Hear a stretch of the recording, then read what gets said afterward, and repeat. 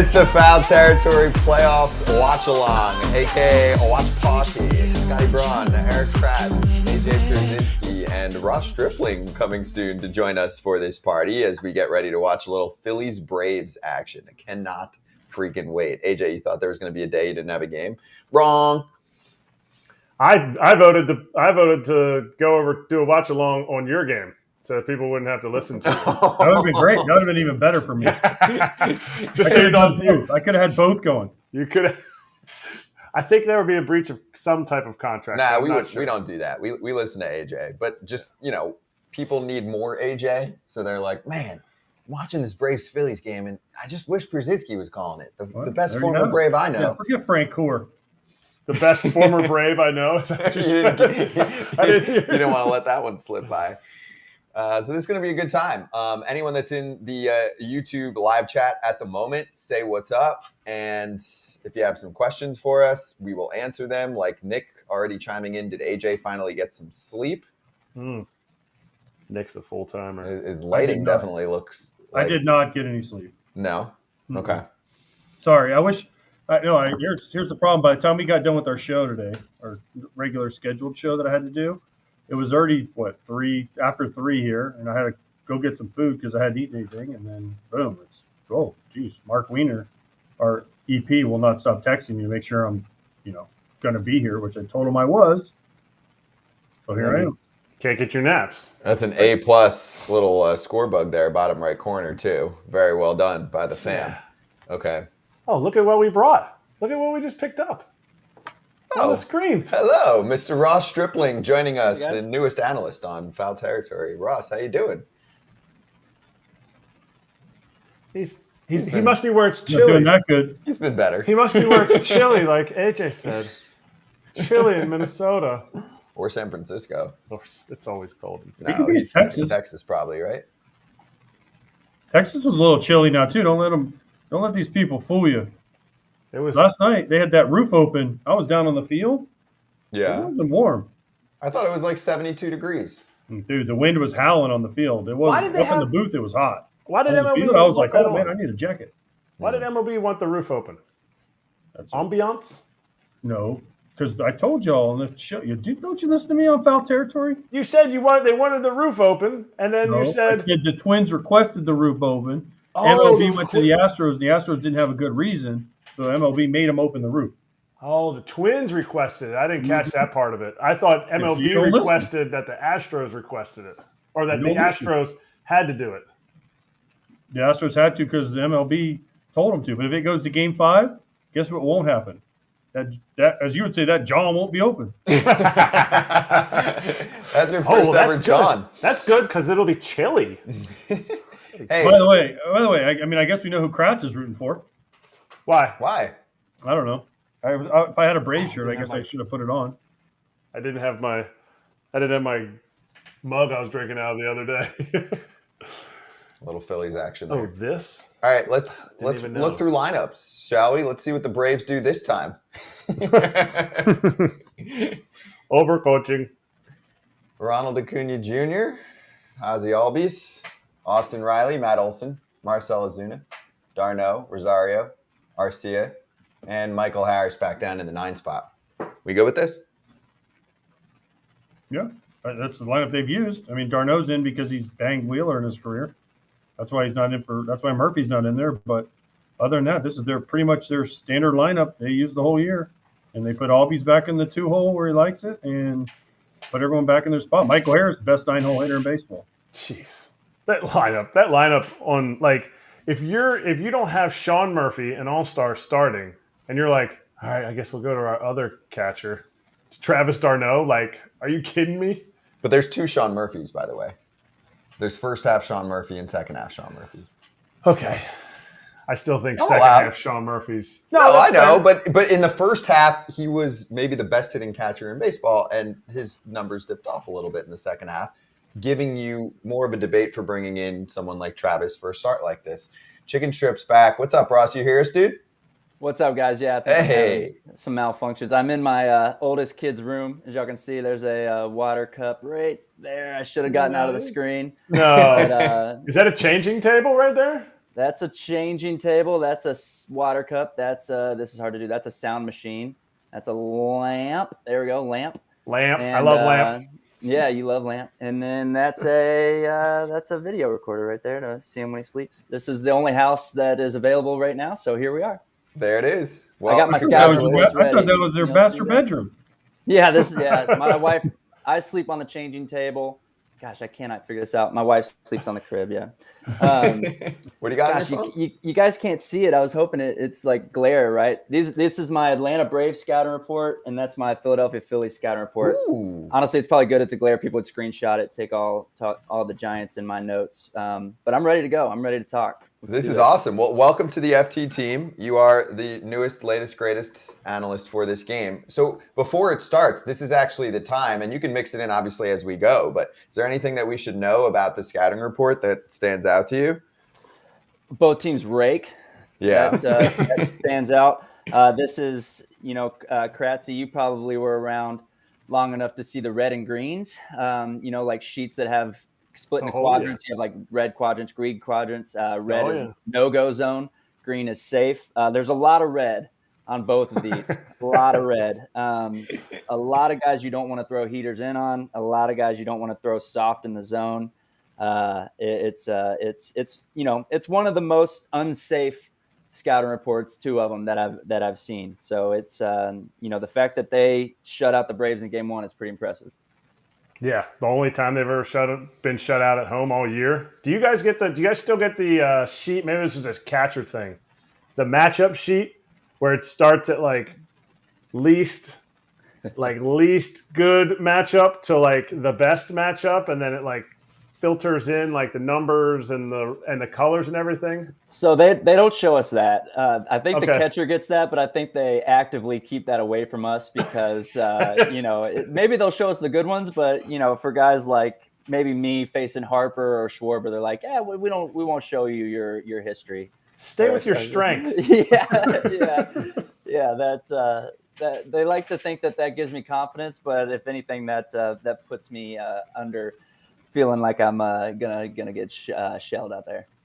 Most important thing we do the entire night is make sure that at least this group that's watching right now, as in like us four, is pretty much on the same page streaming wise watching this game. So we need to know, like right now, is Kyle Schwarber doing his big Hulk walk around d'Arnaud, and then now you see Rob Thompson. So I'm looking at Rob Thompson. So I got it now. I got Max Fried about to throw pitch 1, like literally right now. So you guys should pause. Well, why do we have to pause? Because I don't think you can't fast forward, can you? I can't fast forward. Right, Rob? We still haven't gotten a pitch from Freed. You guys already got a pitch? Yeah, I'm going to pitch in. Now. All right, we're a solid 12. Oh, no way. Shut up. You're a bad actor. No, but you actually have to adjust. So this is going to be. All right, so I got it 1-0. I'm looking at Schwarber. Looking at 7, 6, 5. Second pitch coming through for us. 2-0. 2-0. Okay, cool. We're good. AJ, you good? No, I'm pausing because now it's 3-0. Oh, okay. So AJ, we have 10, 9. Oh, you're already at 3-0. So I'm like in Freed's glove. We're panning up to Freed's beautiful face. 3, 2, 1. And delivering now. It's not 3-0, AJ. What are you talking about? Troll. That was a good one. That one got me. I was like, dang, yeah. 3-0. AJ he wants to stay ahead. He wants to have all the answers. Ooh. Yeah. I'm like I'll be like Nostradamus. That's right. I was going to say. I'm like Confucius. AJ's called 3 homers somehow today. That was when I was catching, Ross, when I was good at that. Gosh. He always does that during the show, Ross. He'll like look up at the TV and be like, actually my home run pick for today is this person. He like watches Game of Thrones before his wife and is like calling stuff out. Like, no, I read the books. Actually, Ross, I read the books before they came out. So I knew. Although the books went off the rails a little bit. They got a little The show went off the rails. The show did not compared to the books. All right, that's a miss. So I got 3-2. Y'all got 3-2? Who's that behind the dish there? Ben May? Do we know who's umping tonight? It looks like a Ben May. I'm going to go that Kyle Schwarber hits a homer on this pitch. Come on. To left field. Come on. Oh, wait, did he? Nope. No. Gosh, that was a good guess.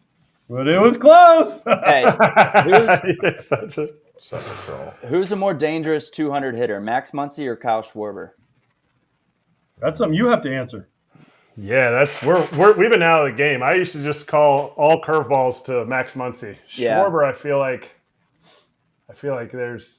he has a chance to be higher than although Muncy's average was going up until this year. Yeah. By the way, Ben May is behind the plate. Let's check the old Schwarber scouting reports as I got it here. Yeah, please. All right, so we got start off speed, dangerous middle of zone, obviously. Fastball, away rail, mixed four-seam crowd, off-speed heavy, changeups best, depth off-speed is the best put away. So he's like red, all four-seam, all four quadrants are red, a little bit of green above the zone, and then changeup looks like the best off-speed. So I would say Schwarber has less holes versus Muncy might have a hole in there, like you just talked about breaking balls, like he's just always on the heater, but Schwarber is too. I would say Schwarber is a little bit more dangerous, but man, they're pretty close. I just don't think you can ever get a fastball by Muncy. Yeah, and Muncy's always on the heater, man. And I think Fried wanted that. Yeah, he did. I tell you what Fried's doing is impressive. I think, to miss the end of the season, to throw a live BP and to jump right into a playoff game. Like, I get it. He's got hundreds of innings at the big league level. Like, he's used to doing it. It's tough, man. There's a reason we go do rehab outings. You like to face hitters in a real setting before you're thrown into a game, much less a playoff game. 18 days since he last pitched in a game, although he did throw in, some sim action where they brought the crowd in the other day in Atlanta, and they had the players facing off in games against each other just to try and simulate things, and he was pitching with the Band-Aid on. I mean, that's the thing, Ross. You ever had the blisteritis? Knock on wood, man, I have not. I've had like some hot spots that are on the verge of a blister, and they're not fun. So I can't imagine what like a Rich Hill. I played with Rich Hill when he was like in the midst of some of that real blister stuff where we were like calling other countries to see how they handled blisters just to try and some new things because like the pad of his finger was gone. So I've never had to deal with that. There we go. We got some action. Gosh, he is fast, man. He is not slow. I don't even dream that fast. How do you feel like those blisters? I feel like the Rich Hill blisters time when he was really blistery, that was like the super stickum. And he'll tell you, he was Mr. Velcro man. So do you feel like there's something else that creates that? Because I always felt like the guys that were really into the spider tack and had those bangers got the blister, or is it something else? There might be some guys that are more susceptible to it. It also might have to do with where you play. Like I think super humid places might lead to some more blisters. All right, here we go. They're going to send Trey here. Got to, right? 1-0, Phils. Have to. Yeah, there you go. Yeah. Can you say? You thinking sweep? We talked about it on the show today. It's a big deal. It's a big game, Ross, for these guys, your old guys, the Dodgers. This series could be over quick. Anytime you're in the division, man, you're just not like the intimidation factor is gone. I mean, yeah, we don't play each other 19 times anymore, but we see each other enough, and we see each other enough down the stretch, right? I don't know the last time these guys played each other. I assume it was in September. The intimidation factor is gone. They know this lineup. They know the bullpen. They know what to expect. So you saw the Diamondbacks kick the Dodgers in the teeth, and right now you're seeing it with the Phillies up 1-0 here. So it's that part of it goes out the window. So these two teams know each other too much for anyone to really have a huge advantage, I think. How important, Ross, and you played in playoff games, the team that's down 1-0, right? The Braves. They didn't score first. Like usually the team that's down needs to score first, especially on the road, but even at home. Like for the Braves, right? They're at home. The crowd was all fired up, and then all of a sudden now they're down 1-0. The crowd kind of goes back to sitting on their hands. It's a bigger deal, I think, than most people understand for players. It's a huge deal, man. At the end of the day, after 162 games, you can get up for the playoffs, but you feed off the crowd. You really do. And look at like the Twins. I mean, that stadium was absolutely rocking, and I think you saw that from the team and how they were reacting too. And for the Braves to have all the pressure on them, they won over 100 games. They were the best team in the big leagues all year. And to kind of have, to get shut out and then now to have the first punch thrown against them again, It's a big deal. They would have really liked to put up a 0 here and get the momentum on their side. Obviously, it's still early. The crowd's going to be into it. But if this game, gets to 2-0, or maybe they don't score again for the first couple innings and the crowd's sitting on their hands, kind of silent, it's going to play a factor for sure. He's getting swing and miss, Fried. That's huge. I mean, but I love what Topper did. Putting Bohm in the 3-hole. Dude's got like a 6-something slug against lefties. And I know it pisses Harper off because I've heard Topper say like he wants to hit third. He feels like he's a 3-hitter. But now it lengthens out, like bringing in those guys, bringing in those lefties out of the pen, which I think they're a little bit shorter now, especially since Dylan Lee's not on the roster. It lengthens it out. You can't just bring a lefty in to face Schwarber, mitigate Turner, who's not having a great year against lefties, and then go to Harper. Like it allows Bohm to do what he just did. But Topper's been doing this. He's been hitting in third against lefties like the last month or so, hasn't he? The last month he did, but it was a discussion. It was a discussion, and it's not like it's definitely a point of consternation because the guy loves to hit third. But I think he also loves to win. So he told Topper last year when he asked him about it, he goes, if you feel like as a manager it's going to help us win, he'll do it. Look at him now. Yeah, I mean, it pays off right off the bat, right? I mean, if you're talking San Francisco Giants, we're throwing an opener in this one, and we're trying to get through Harper, and we're hoping they go Schwarber, Turner, Harper, and use a lefty for that, and then bring in the righty after. We got more action, man. They're trying to put up more than one here. But I tell you what, if Harper's willing to move down that spot, even if it's a little bit more uncomfortable, and you see instant results, worth it. I mean, this is the time where you put your ego aside and you do whatever you got to do to put up runs and get some wins. And I think Harper's kind of got to do that. I believe wholeheartedly that Harper. Yep. I mean, you talk about like a dude with all the pressure. He's like the closest thing we have to a LeBron, from like the pressure at a young age to now still be doing it 10 years into a career, and I don't even know, he's like barely 30, right? I mean, he's impressive. I really can't say enough good things about him. So it's no shock to me that he'll happily move to the 4-hole and still produce. He'll do whatever. He signed for life. He did. He came like he wanted to sign for a long-term contract with whatever team. He wasn't looking for, because I guess there was rumors out that the Dodgers were going to give like absurd amount per year, but for a short duration. Well, no opt-outs, right? 13 years, no opt-outs. Yep. Yeah, you don't see that kind of contract very much anymore. But if you push 330 across, you're like, all right. I'll think about it. Yeah. Okay, 330, but here's the catch. You can't opt out. Yeah. Okay, I'll take right. it. Fine. Didn't one of the owners, was it Middleton or somebody else, tell him he's a bargain? Didn't someone do that on the field? Yes. Holy shit. Oh, baby. Uh-oh. Got to send him. Eddie goes, though. Held him. He was They held him. He was out. Wow. Got I a forgot what I mound said visit. about the whole swing and miss thing. Bad jump with 2 outs, but What are you saying on this mound visit right here, Kratzy or AJ? I want to hear what AJ has to say because he played in more playoff games. And No, I'll tell you what I'd say. this is a breather. This is Kranitz going out there saying, look, man, you've only given up one. Take a breather, take a breath, and let's go from here. And let's get this guy out. Get Bryce. You got a lefty coming up in Stott. Get him out. Get our offense ready to go. He's thrown 25 pitches. I don't know what the pitch count is for free, but it can't be. Can it be 100? Maybe. I mean, I bet he's at 100. I bet he's at 90 at least. Okay, so that's what Kranitz is just going. You can see him moving his hands. He's like, look, just get him out. Just get this guy out. However you need to get him out. don't do this to me, man. Yeah. Yeah. He's like Ronald Acuna can make it 1-1 with one swing, the first hitter of the game. So you don't want to give up too much. But yeah, I mean, they're showing Dusty Wathan right now. You can't send him. He would have been out by 25 feet. How about you guys, both catchers? Do y'all like when you leave a meeting like that? So this is a big spot.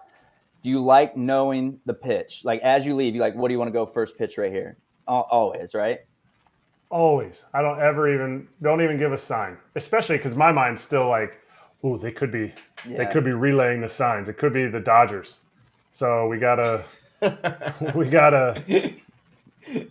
know what's happening. Like, I'm not giving a sign. I'll even give the next 2 pitches. Yeah. Oh, Exactly. baby. Here we go. Exactly what AJ said. Like, it's just to calm him down, because I'm not afraid of base runners in the postseason. I know it sounds weird, but you're always a strikeout away, and you're always, you're kind of mitigating the lineup, in my opinion. Here's an interesting picture. Oh, here. man. 2-0 Wow. breaking ball. Right? 2-0 breaking ball. Crazy. Bases loaded. You throw 97.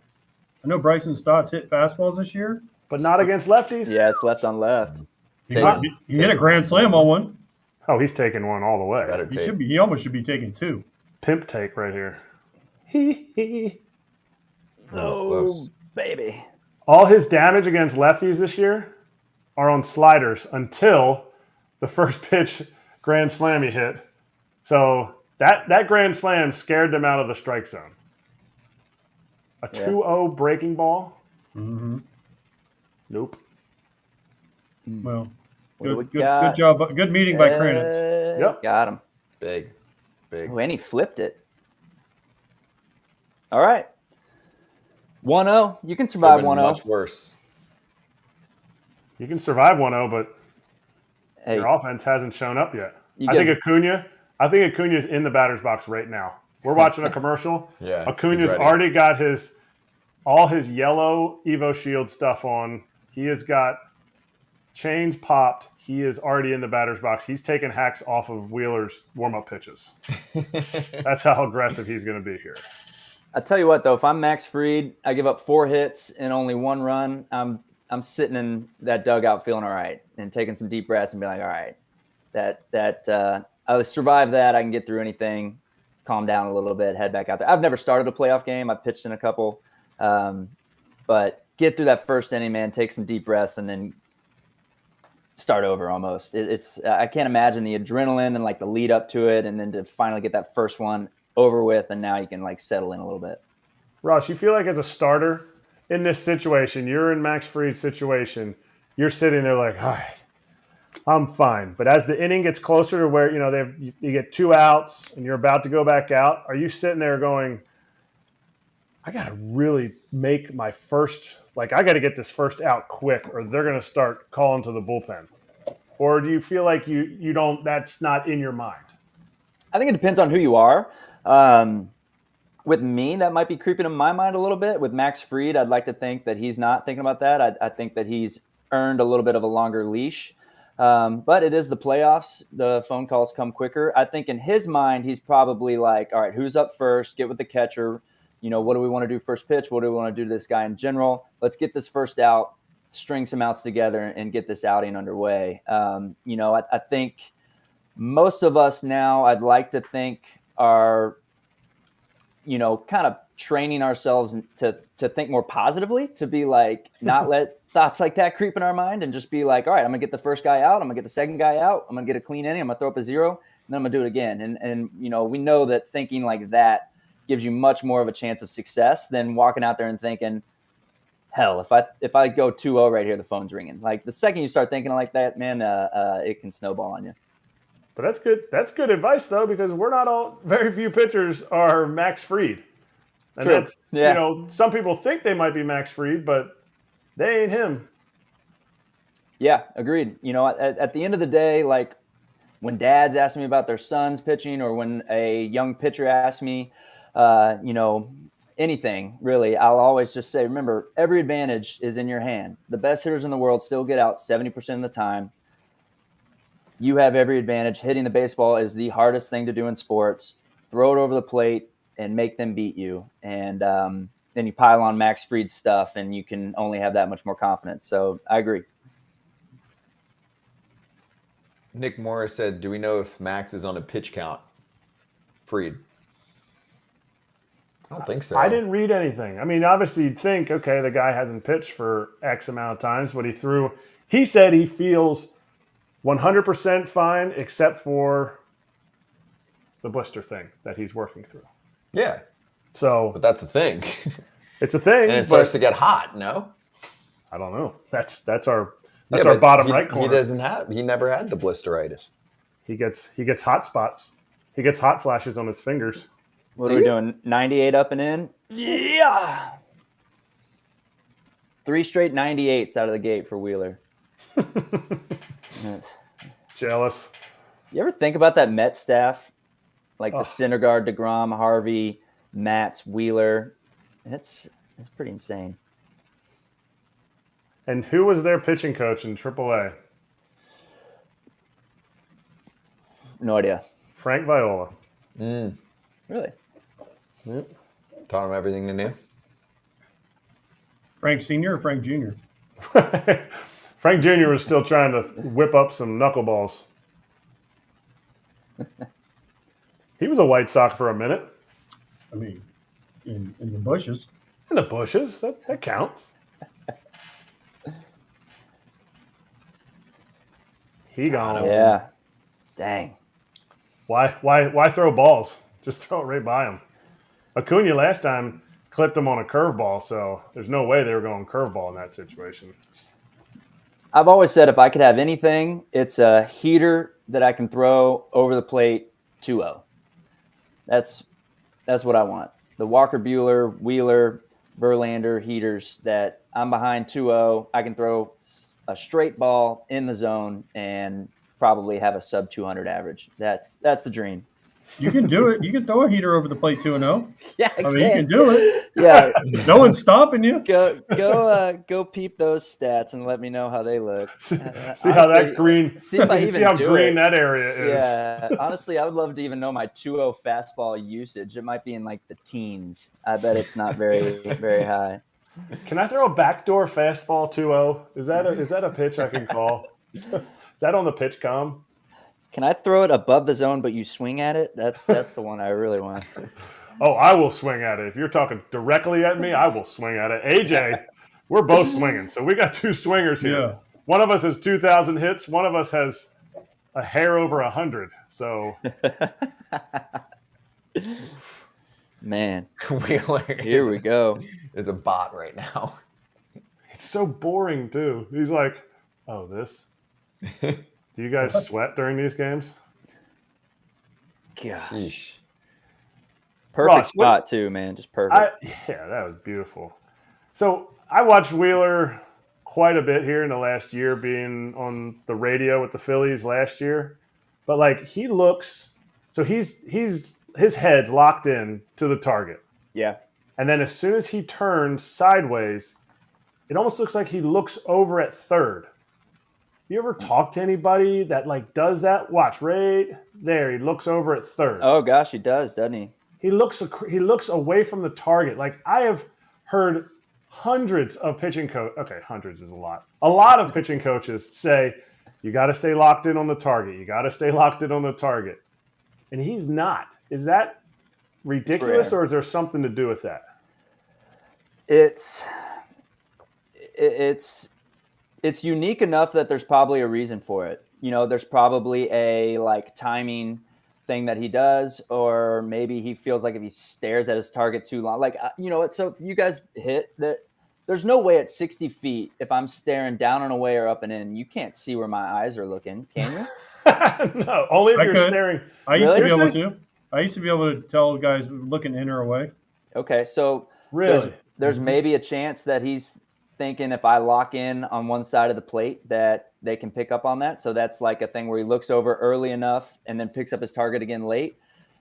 But my guess is more of a timing thing, just like how some guys tap their glove. Like that's just a thing that crept into his mechanics and it stayed, and why F with it? Because it's only going to mess with things. So, but it is extremely unique. I've seen guys lose their target late, like well down the slope, but I don't know guys that leave the target that kind of like that quickly from when they're going to release the ball. Well, have you guys Weird, ever good seen? pickup, man. I didn't realize that. You guys ever seen Bull Durham? Of course. I mean, breathe through your eyelids. Fernando Valenzuela looks to the sky. You know, where you guys been? You guys ever seen Sandlot? Nope. I haven't. Oh, There we go, man. you know what's Yeah, striking out the side? Oh, striking out the side. Is that better than? Like getting out of a big jam, like bases loaded, and you get a punch out? Striking out the side in the first. That has to be. It's a good feeling, especially against the Braves. Like he just went Acuna, Ozzie, Riley. So I mean that's a pretty good trio to punch out on the road in the playoffs. That's you're probably peacocking off the mound a little bit. You're Max Scherzer off the mound there, carrying the suitcases all around. Yeah. That was the biggest thing with Acuna this year, too, is that he cut his K rate down in half. He's not like a swing and miss machine. He's actually one of the better contact guys now, too. Yeah, I didn't realize that. I saw that stat late. Like, even when we played them, I don't think I picked up on that stat. And our theory was it's just because he's hacking. I didn't like you got to get, kind of like the Jose Ramirez in Cleveland. Like, you got to get to 2 strikes to punch out. I don't know how much he's getting to 2 strikes because he's just ripping. He's ripping, and he hits everything, and his arms are super short. Yeah. Jose Ramirez, I don't understand. What do you got for us, crew? Philly, Zach Wheeler, an Atlanta area native. 187 and 5 starts at Truist. Right, there's a little extra juice. Didn't at one point some of the dudes that report but don't really have any sources say like, oh, Wheeler's going to be a Brave? There's actually been a few dudes, right? When Wheeler was a free agent at one point, I felt like some people thought he was going to sign with the Braves. And then same thing, of course, with DeGrom. Remember that report last year about DeGrom? I think it was Buster Olney, actually. And he was like, oh, DeGrom's definitely going to the Braves. I was like, the Braves aren't paying for that. They don't do that. I mean, a 1 year. They would love a 1 year. Yeah, but well, how did that go? Well, I'm not saying. They lost out by Wheeler was supposed to be a White years. Sox, damn it. Remember we had this conversation with him. Yeah. When he came on, he talked about that. He said thought he was going to be a White Sox, and he changed his mind. Look back at the 3 top pitchers. The 3 top pitchers for that free agency class, and to see how good the signing was for the Phillies. I think that's a very underrated signing. Who were the other 2? That's why I told you to look at it, because I'm forgetting right now. They were talking about it on the radio here. I'm not perfect, AJ. Okay. You do all this research for nothing. No, it's not for nothing. Sometimes I pull nuggets out. Russ, you feel like you could give Max Fried a high five on his way back from the bullpen? It's a different Max. Man, so a lot of people saw that story and they loved it, and the Giancarlo Stanton story. Yeah, y'all did a good job getting those out on social media. Those hit the wavelengths pretty strong. A lot of people commented on those. Yeah, I would think Max Fried would be more welcoming to the high five than Scherzer was. But that's weird. He's left-handed. So he's got to like reach across, and you're like trying to give him the. I don't think he'd be more welcoming. I think he just wouldn't say something. He wouldn't say no. Yeah, he would just like do it and then be like, yeah, it takes a special guy to just stone you. Yeah. By the way, he might be back because at one point the Rangers were, falling apart so much because they've been so streaky this year that people were like, oh, well, whatever. They're going to fall out of the playoff race for that little, 2.5 week stretch. And it was right after Scherzer went down. And then, Scherzer's throwing. He's going to pop up, in the CS if they make it, which chances are high. That's a nice little addition during the CS. Oh, we need a third starter. Scherzer, you. The Astros all right. Since Kratz isn't doing his research, I'll do it for him. You said the Wheeler one worked out. There is one that worked out just a little bit better, and one that worked out just a little bit worse. That year? That year. So the one that worked out a little bit better was some guy that was signed with the Yankees. Garrett, yeah. Mm-hmm. No, that wasn't the same year, was it? Yes, it was. And then there's some guy that signed with the Nationals that signed out just a little bit worse. Yeah, Corbin. No, Strasburg. Yeah. Oh, gosh. Corbin? No, Strasburg. Yeah. Corbin's put together I think he had a great bounce back year after what he had last year. But even last year, he made all his starts. To me, that's got, as the Phillies do, That's got some of these on him.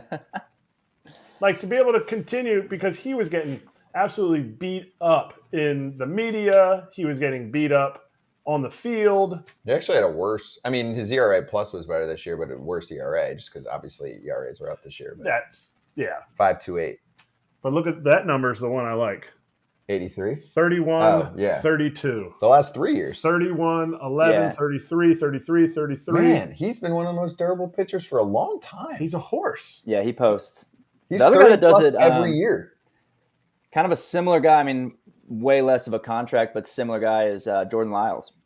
Like in Kansas City this year, I think posted, made every start, had a 6, went like 3 and 18, but probably threw 180 something innings. They needed because they weren't going anywhere, but someone's got to do it. Yeah. What's that? What are we looking at here? Probably trying to find the blister. Ooh. I don't see it. Y'all see it? My finger hurts. My finger. Well, now your back's going to hurt because you just started the postseason. There's a walk. That's not who you're trying to pitch around, I don't think. No. Hey, that guy, honestly, though, as much as Brandon Marsh last year was a huge pickup in center field because he solidified center field, the Odubel Herrera, Scott Kingery center field. Oh, don't ever bring up that name. And Which one? A double. Odubel. Okay. But he Is it? He might be. You want to talk about bad signings? Is that one of the worst signings in Philly history? Odubel Herrera. I mean, or Scott Kingery. They both got 25 plus million, and it didn't work out. At least Kingery's made good life choices. But Johan Rojas, he came up, and this dude is like defensive runs saved for days. Yeah. Like, he's doing everything. He made a couple plays when we were there that were extremely impressive. Hey, did Schwarber end up with a negative WAR? Did that end up happening? No, I think Do you go baseball reference or I think- Fangraphs? whichever one's positive. Yeah, give him the better one. Yeah. Baseball reference, he's 0.7. Let's go. Oh, 0.7. yeah, that's great. That's like better than my whole career. But isn't that a little bit nuts that he's a 0.7? this part. Is it all player? defense? It's got to be the defense dragging him down, right? Yeah.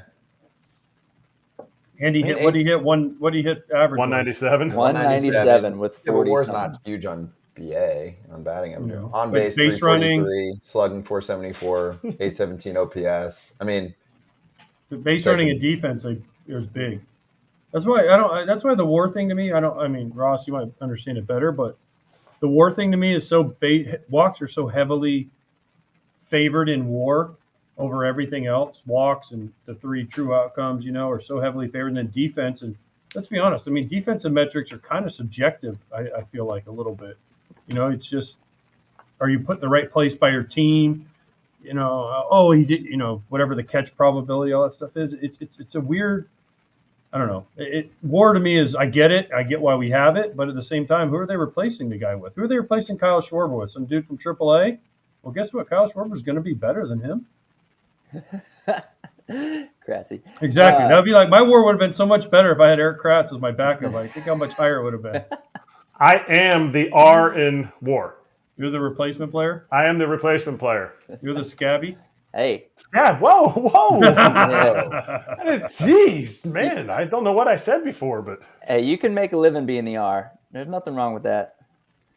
there's a lot of complaining, or more just people asking about the first round bye and the better seed and the whole deal. Because if you don't see the results, then fans are like, what is that good for? WAR. What is it good for? That's why I said it. Nothing. Thank you, AJ. That's why I said it. But people are like, thoughts on home field struggling? Okay, so I'm gonna tell Someone else y'all. go. I don't know. I might get in trouble for saying this, but one of the things, I think y'all probably know this. Ross probably knows this for sure. Ross, are you on the executive committee? No, but I was the union rep for the Blue Jays for the last CBA. Did you hear about, like, they wanted to do ghost wins like they do in Japan? Oh Did yeah. you hear about that whole thing? Yeah. So I'll answer 2 questions in one here, AJ. The WAR thing is interesting because they wanted to go to, by they meaning MLB owners, wanted to go to a WAR-based like arbitration system or even full-blown pay system. Yep. And we kind of agreed that WARs, even though it does seem to do actually a pretty good job of evaluating players, it's still too kind of, I don't know what the word is, honky. I'll give it the word honky to make our whole pay structure off of, and that's basically what they wanted to do. And then before you go to the next thing, I'll say this: there's also 2 different wars. Right. So nobody can even figure out what war it means totally, right? Yeah. I mean, there's 2 different websites with 2 different wars. Yeah. Well, league will just pick whichever one favors them more. Of course. Yeah. Pay me based on whichever one's better, please. What a good read. And then the playoff structure was an interesting one, man. It really was. We had guys drawing up, like going into the meetings with their own like brackets of like, hey, this would be a good idea. What do you guys think? And at one point, I do think we submitted one that had ghost wins, where you would enter into a series up 1-0 already. And that one didn't get much traction. It obviously got played in the media because it was so funky and it got leaked that you're going to write about it and acknowledge it. But, it was never seriously considered. But it was out there for a period of time. That's how they do it in the KBO. Is it Korea or Japan where they do it? Korea does it. Korea does it? I knew there was one of them over there. I just didn't know which one it was. Yeah, so like you do the wild card series and the division winner, right, had to win 1 game before the other team won 2. They start out 1-0 in the series. Yeah, and that was a 14-team one, if I believe I remember right, which there was never a 14-team structure that anybody liked, especially players. We just kept saying you play 162 games, you reward the teams that survive the marathon, and you limit the amount of teams that get in the playoffs. You start letting half the league in. Why do we play 162 games? It just and also the structure just didn't make any sense. So it was actually off the table. We weren't even going to change the structure for a while and had moved that aside onto other things. And then it came back. And now, obviously we have the structure that we have. And I like it. I do feel like the bye is a little funky and you see teams seem to be struggling with it. We played LA, the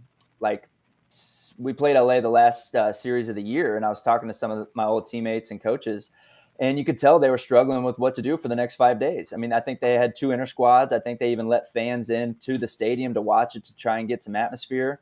The starting pitchers, fine, but bullpen pitchers and position players need to face live at bats. And you go 5 days without seeing 98, I bet it gets on you pretty quick that 5th day later. So, it is an interesting structure. And we've seen now the Dodgers come out and kind of get slapped, and the Phillies are up 1-0 and 1-0 in this game now. So, hard to tell, really. All right. So before you're not going to answer this, but I got to ask anyways, just because it's going to be about 3 questions in one. One, answer. As a Giant, are you really allowed to talk to Dodgers? Don't they get mad about that kind of stuff? So we'll answer that one first. Tampering? No, just, enemies, sworn enemies. I know. There's been so many Dodgers trailblaze the path over to the Giants. For instance, I had like 6 teammates and 2 executives and my manager were all ex-Dodgers. So that pathway has been blazed enough to where it's okay. But it's you got to pick your times for sure and pick how happy you look while you're talking. You can't be out there chumming it up too much, especially if fans are in the stands. Okay, 2, Gabe being gone. Was it a surprise to you that Gabe was let go? And I mean, obviously, he was your manager and he was let go by. So were you surprised by Gabe being let go? We were surprised at the timing, right? I mean, 3 games left. I don't think you see that very often. So I think that we were shocked that he didn't get to finish the season. Farhan did address the team and made his reasoning available to us, and we respect him for that. But, I think all of us were shocked that Gabe didn't get to finish out the season and finish out his tenure as a Giant. I think that, when you go 4-30 something on the road, whatever it was in the second half, when we were, I think, 11 games over 500 and then one of the worst teams in baseball after that, that was like sometime late July. And, we were in the 3rd wild card spot when we left for a 10-game road trip and basically came out of that road trip out of the wild card picture. So, a lot of bad things down the stretch where it stinks that as a team we didn't do enough for our guy to keep his job. But this is a results-based industry, as we all know, and things like that happen. So it stinks. But to answer your question, maybe not shocked that it happened, but certainly shocked that it happened when it did. Okay, so 2 more while there's not much happening in the game. I mean, these are pretty easy. They're not like crazy. Clayton Kershaw, after his outing, if they don't win this series, you played with him. Do you think he comes back? That is a great question. I hate putting words in Clayton Kershaw's mouth, of all people. I hated watching that game. It broke my heart, like literally broke my heart to watch that happen to him. I don't see a world where Kersh would go out like that. I don't know. Health and family certainly come into play for him, but I don't see a world where if that's the last time we see Clayton Kershaw on a mound, that's how he goes out. So I will definitely say that with confidence, but I don't know. I would love to see him. It's crazy, man. Like, look how good he was. Like he would have been in the Cy Young talk if he stayed healthy. I mean, how can you walk away when you're still that dominant? Yeah, agreed. Okay, then last thing is there's an error here by Turner. Oh, you are ahead. No, I'm not. Yeah, you're ahead by like a second, but we'll let it slide. Jeez, my bad. But anyways, all right, last thing for me, because you already answered this, but I don't believe it. You don't really believe the rest matters, do you? Because I've won a World Series on a team that got a lot of rest, and we didn't bother us. It's only the teams that lose that are like, oh, we had too much rest. I'm so rested, I can't play anymore. Like I never bought into that. I feel like it's just an excuse when you don't win. Yeah, I don't buy into that for baseball. I buy into it for like football and basketball, more violent and physically draining sports. Baseball is physically draining for sure. I mean, we play 162 games, but guys are used to playing every day, man. Look at like the Freddie Freemans and the Marcus Simeons of the world. They run out there 162 games. You give them off days, they get out of whack. And they want to go out there and compete. Our bodies turn on at 7:00 at night. Like for the first week of the off season, it's like 7:00 at night. I get done putting my kids to bed. I'm like wired, like I'm gonna go clean the house and do stuff around that. And my wife's like in bed already. It just it takes a while to get out of that mode. So yeah, rest. I think rest can be unproductive for sure to an extent. I mean, you give these guys 5 days, especially like that much rest. Yeah, I think that can just be wacky on guys. I think when they're doing those workouts and all of that, I always wondered, like, when I would be on the road for the postseason, why they don't do all that stuff a little bit later in the day. Nighttime. Game time. Yeah. Game time. Well, like or at least close to it, Well, at like least today, the Twins and Astros worked out around the game time. Right, but usually you don't see that. Like when they had those sim games, weren't they during the day that they just did? I don't know.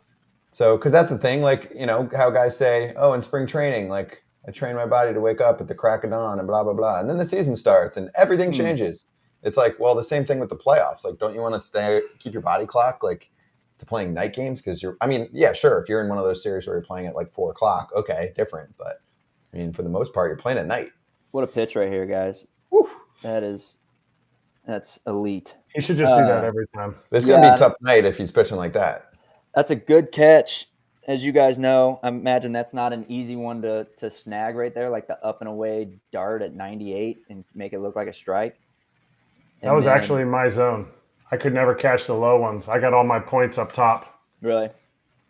Which was nice because everybody stopped throwing sinkers, so everyone threw 4-seamers, and I was just like, rip, rip, rip, rip. It was like swatting. My catching looked a lot like my hitting, just swatting at it. And then, Scott, to get back to your question, I remember the Dodgers, we drew and I think even the Blue Jays, we drew a day game time slot, and we practiced during the day to get ready for that. Okay. Yeah. And I was just informed the Dodgers did do sim games at night, but I think the Braves didn't. I think they did sim games during the day. Pretty sure. And obviously their series, all the games are going to be at night, right? Has to be. Like they had to have seen it. Oh, the famous sweeper.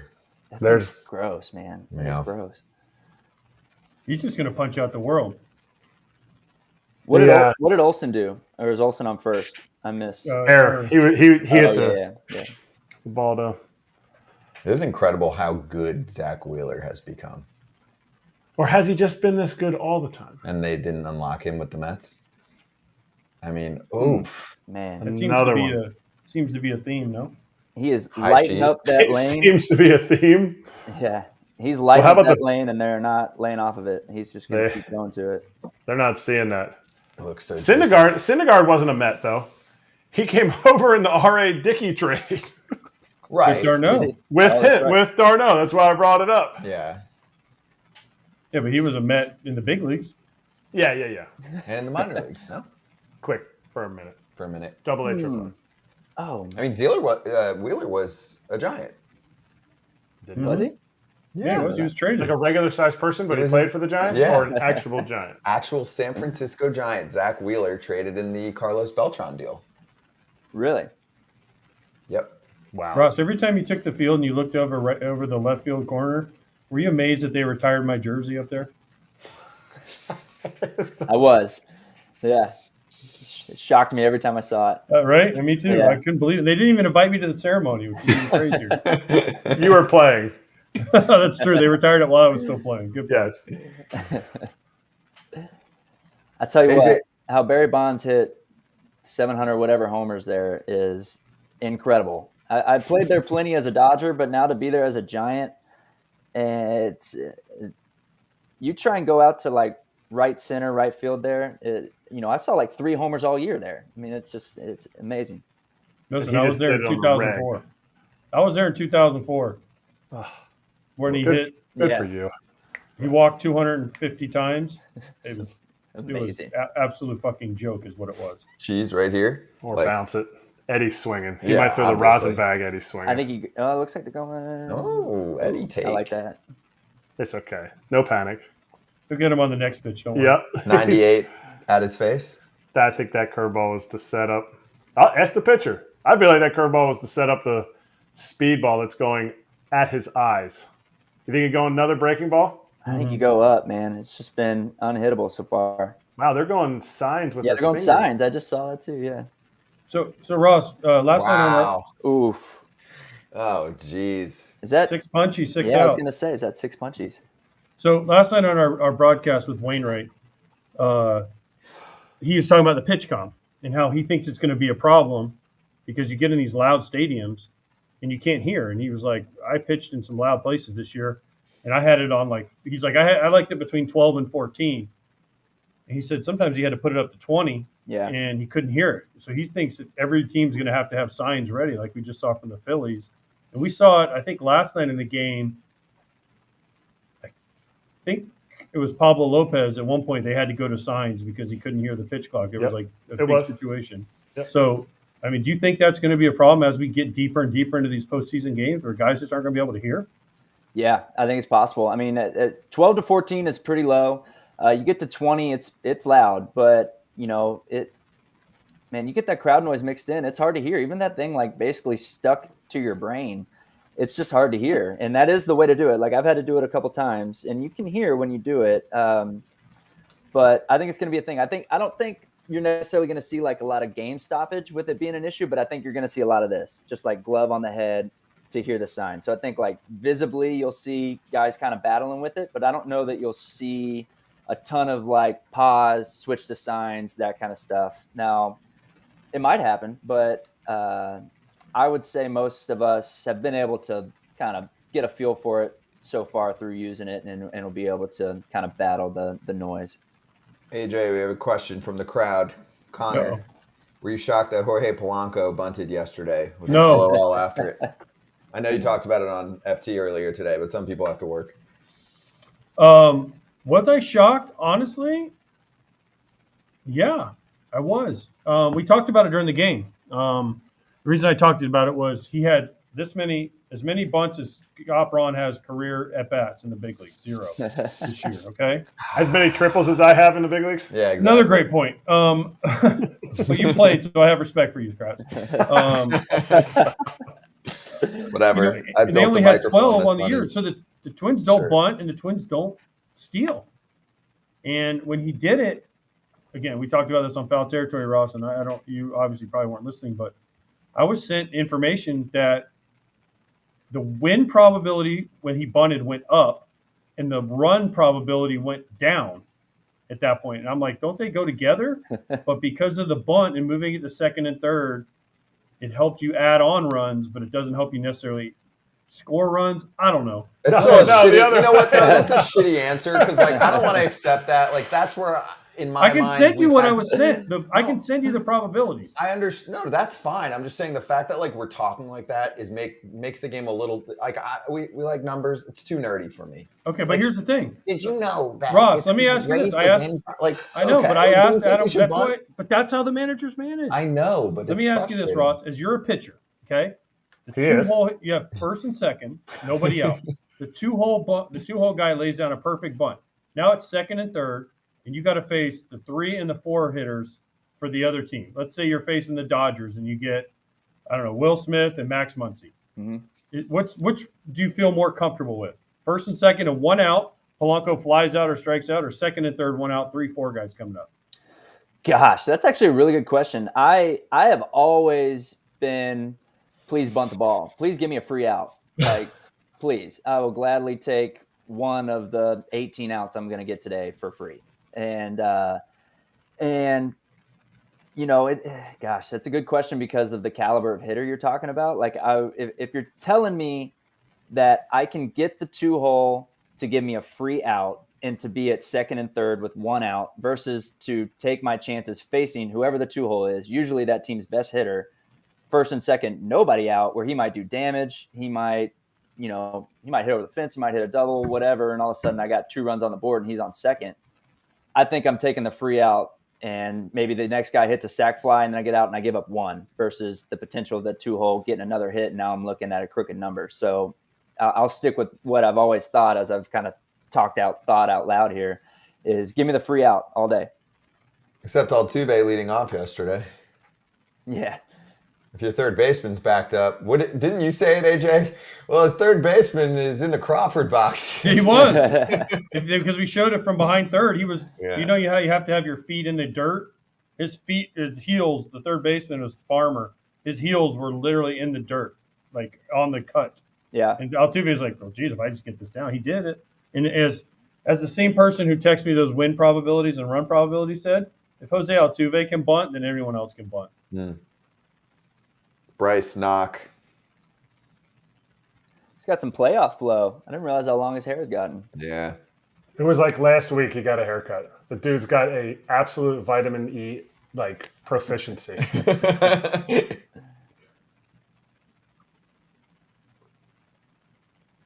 Phillies are going to be a tough out, as Kratz's shirt says. Man, they got how many knocks do they have already? 5. 5, yeah. 5? 6-5, Yeah. Jeez. Kind of Also, Gonna it's get gonna be this a pitch off. big day for the Braves bullpen. I mean, obviously, you're coming off the off day, so Oh yeah, everybody's ready. Max ready. Yeah, for sure. That pitch clock was winding down. That's a second. got Harper's 2 like, Mm. here I go. Let me run. Yeah, that's Give me the 2. green light. Well, also, they're off tomorrow, right? Mm-hmm. Yeah. That's Scott crazy. hates. Scott hates That's too off much. days, Russ. Well, He works every day. Well, they had to stagger them though. That was the problem. I know. It's And they didn't want to. And it was all about football. And there's a whole, a MLB different smarter than you, postseason. Scott. MLB smarter than you. Yeah, they're scared of football. I'm not. But no, it's a different postseason. And I was saying earlier today, I don't remember if you were on yet, AJ, but I'm just like the relief pitching is shrunk down. You only need a few dudes to rely on if you're getting this many off days in the early rounds, which is cool. I mean, that's fine. You get to watch elite pitching out of the bullpen. Isn't that what they want? Who's they? The league? Mm-hmm. I don't know. I mean, what's good for We business. got action, boys. Damn it, AJ, you're ahead of us. Yeah, No, I'm it's not. more than Yes, a you second. are. You're always hold ruining on. those Seconds things. up. Wow, He liked JT. it. Oh my gosh. Damn. Oh. Real Muto, 2-run shot. You went into this Wow. lineup and you were like, man, I hope Real Muto doesn't beat us, right? Hey, he rakes. No doubt he does. But, Yeah. I mean, this is what this kind of lineup does. Yeah. Do they have a better lineup than the Braves? No. No. Don't even. No, they're like, the answer is no, but they're in the conversation. Like of the teams closest to the Braves, they're You like can be. in the conversation. Yeah. And they have better pitching. Right now, with everyone hurt for the break. Right. So how about this? You guys think this is a known fact that Atlanta is the 3rd highest elevation in the big leagues? It's like Colorado, Arizona, and Atlanta. It's actually like a really, really good place to hit. It is Don't a know great that? place to hit, and you And see that balls new fly ballpark there. is a launching Yeah. pad. But it's always humid there, so you think it wouldn't travel as much, but the ballpark's way tinier than the old one. Way tinier. But even that one, it said 385 in the gaps, and it was like balls were going. You could hit one out oppo. That's how I'd always tell a park, how a ball flies. Yeah. If you can hit one out oppo in BP, we're Gucci. We're ready to roll.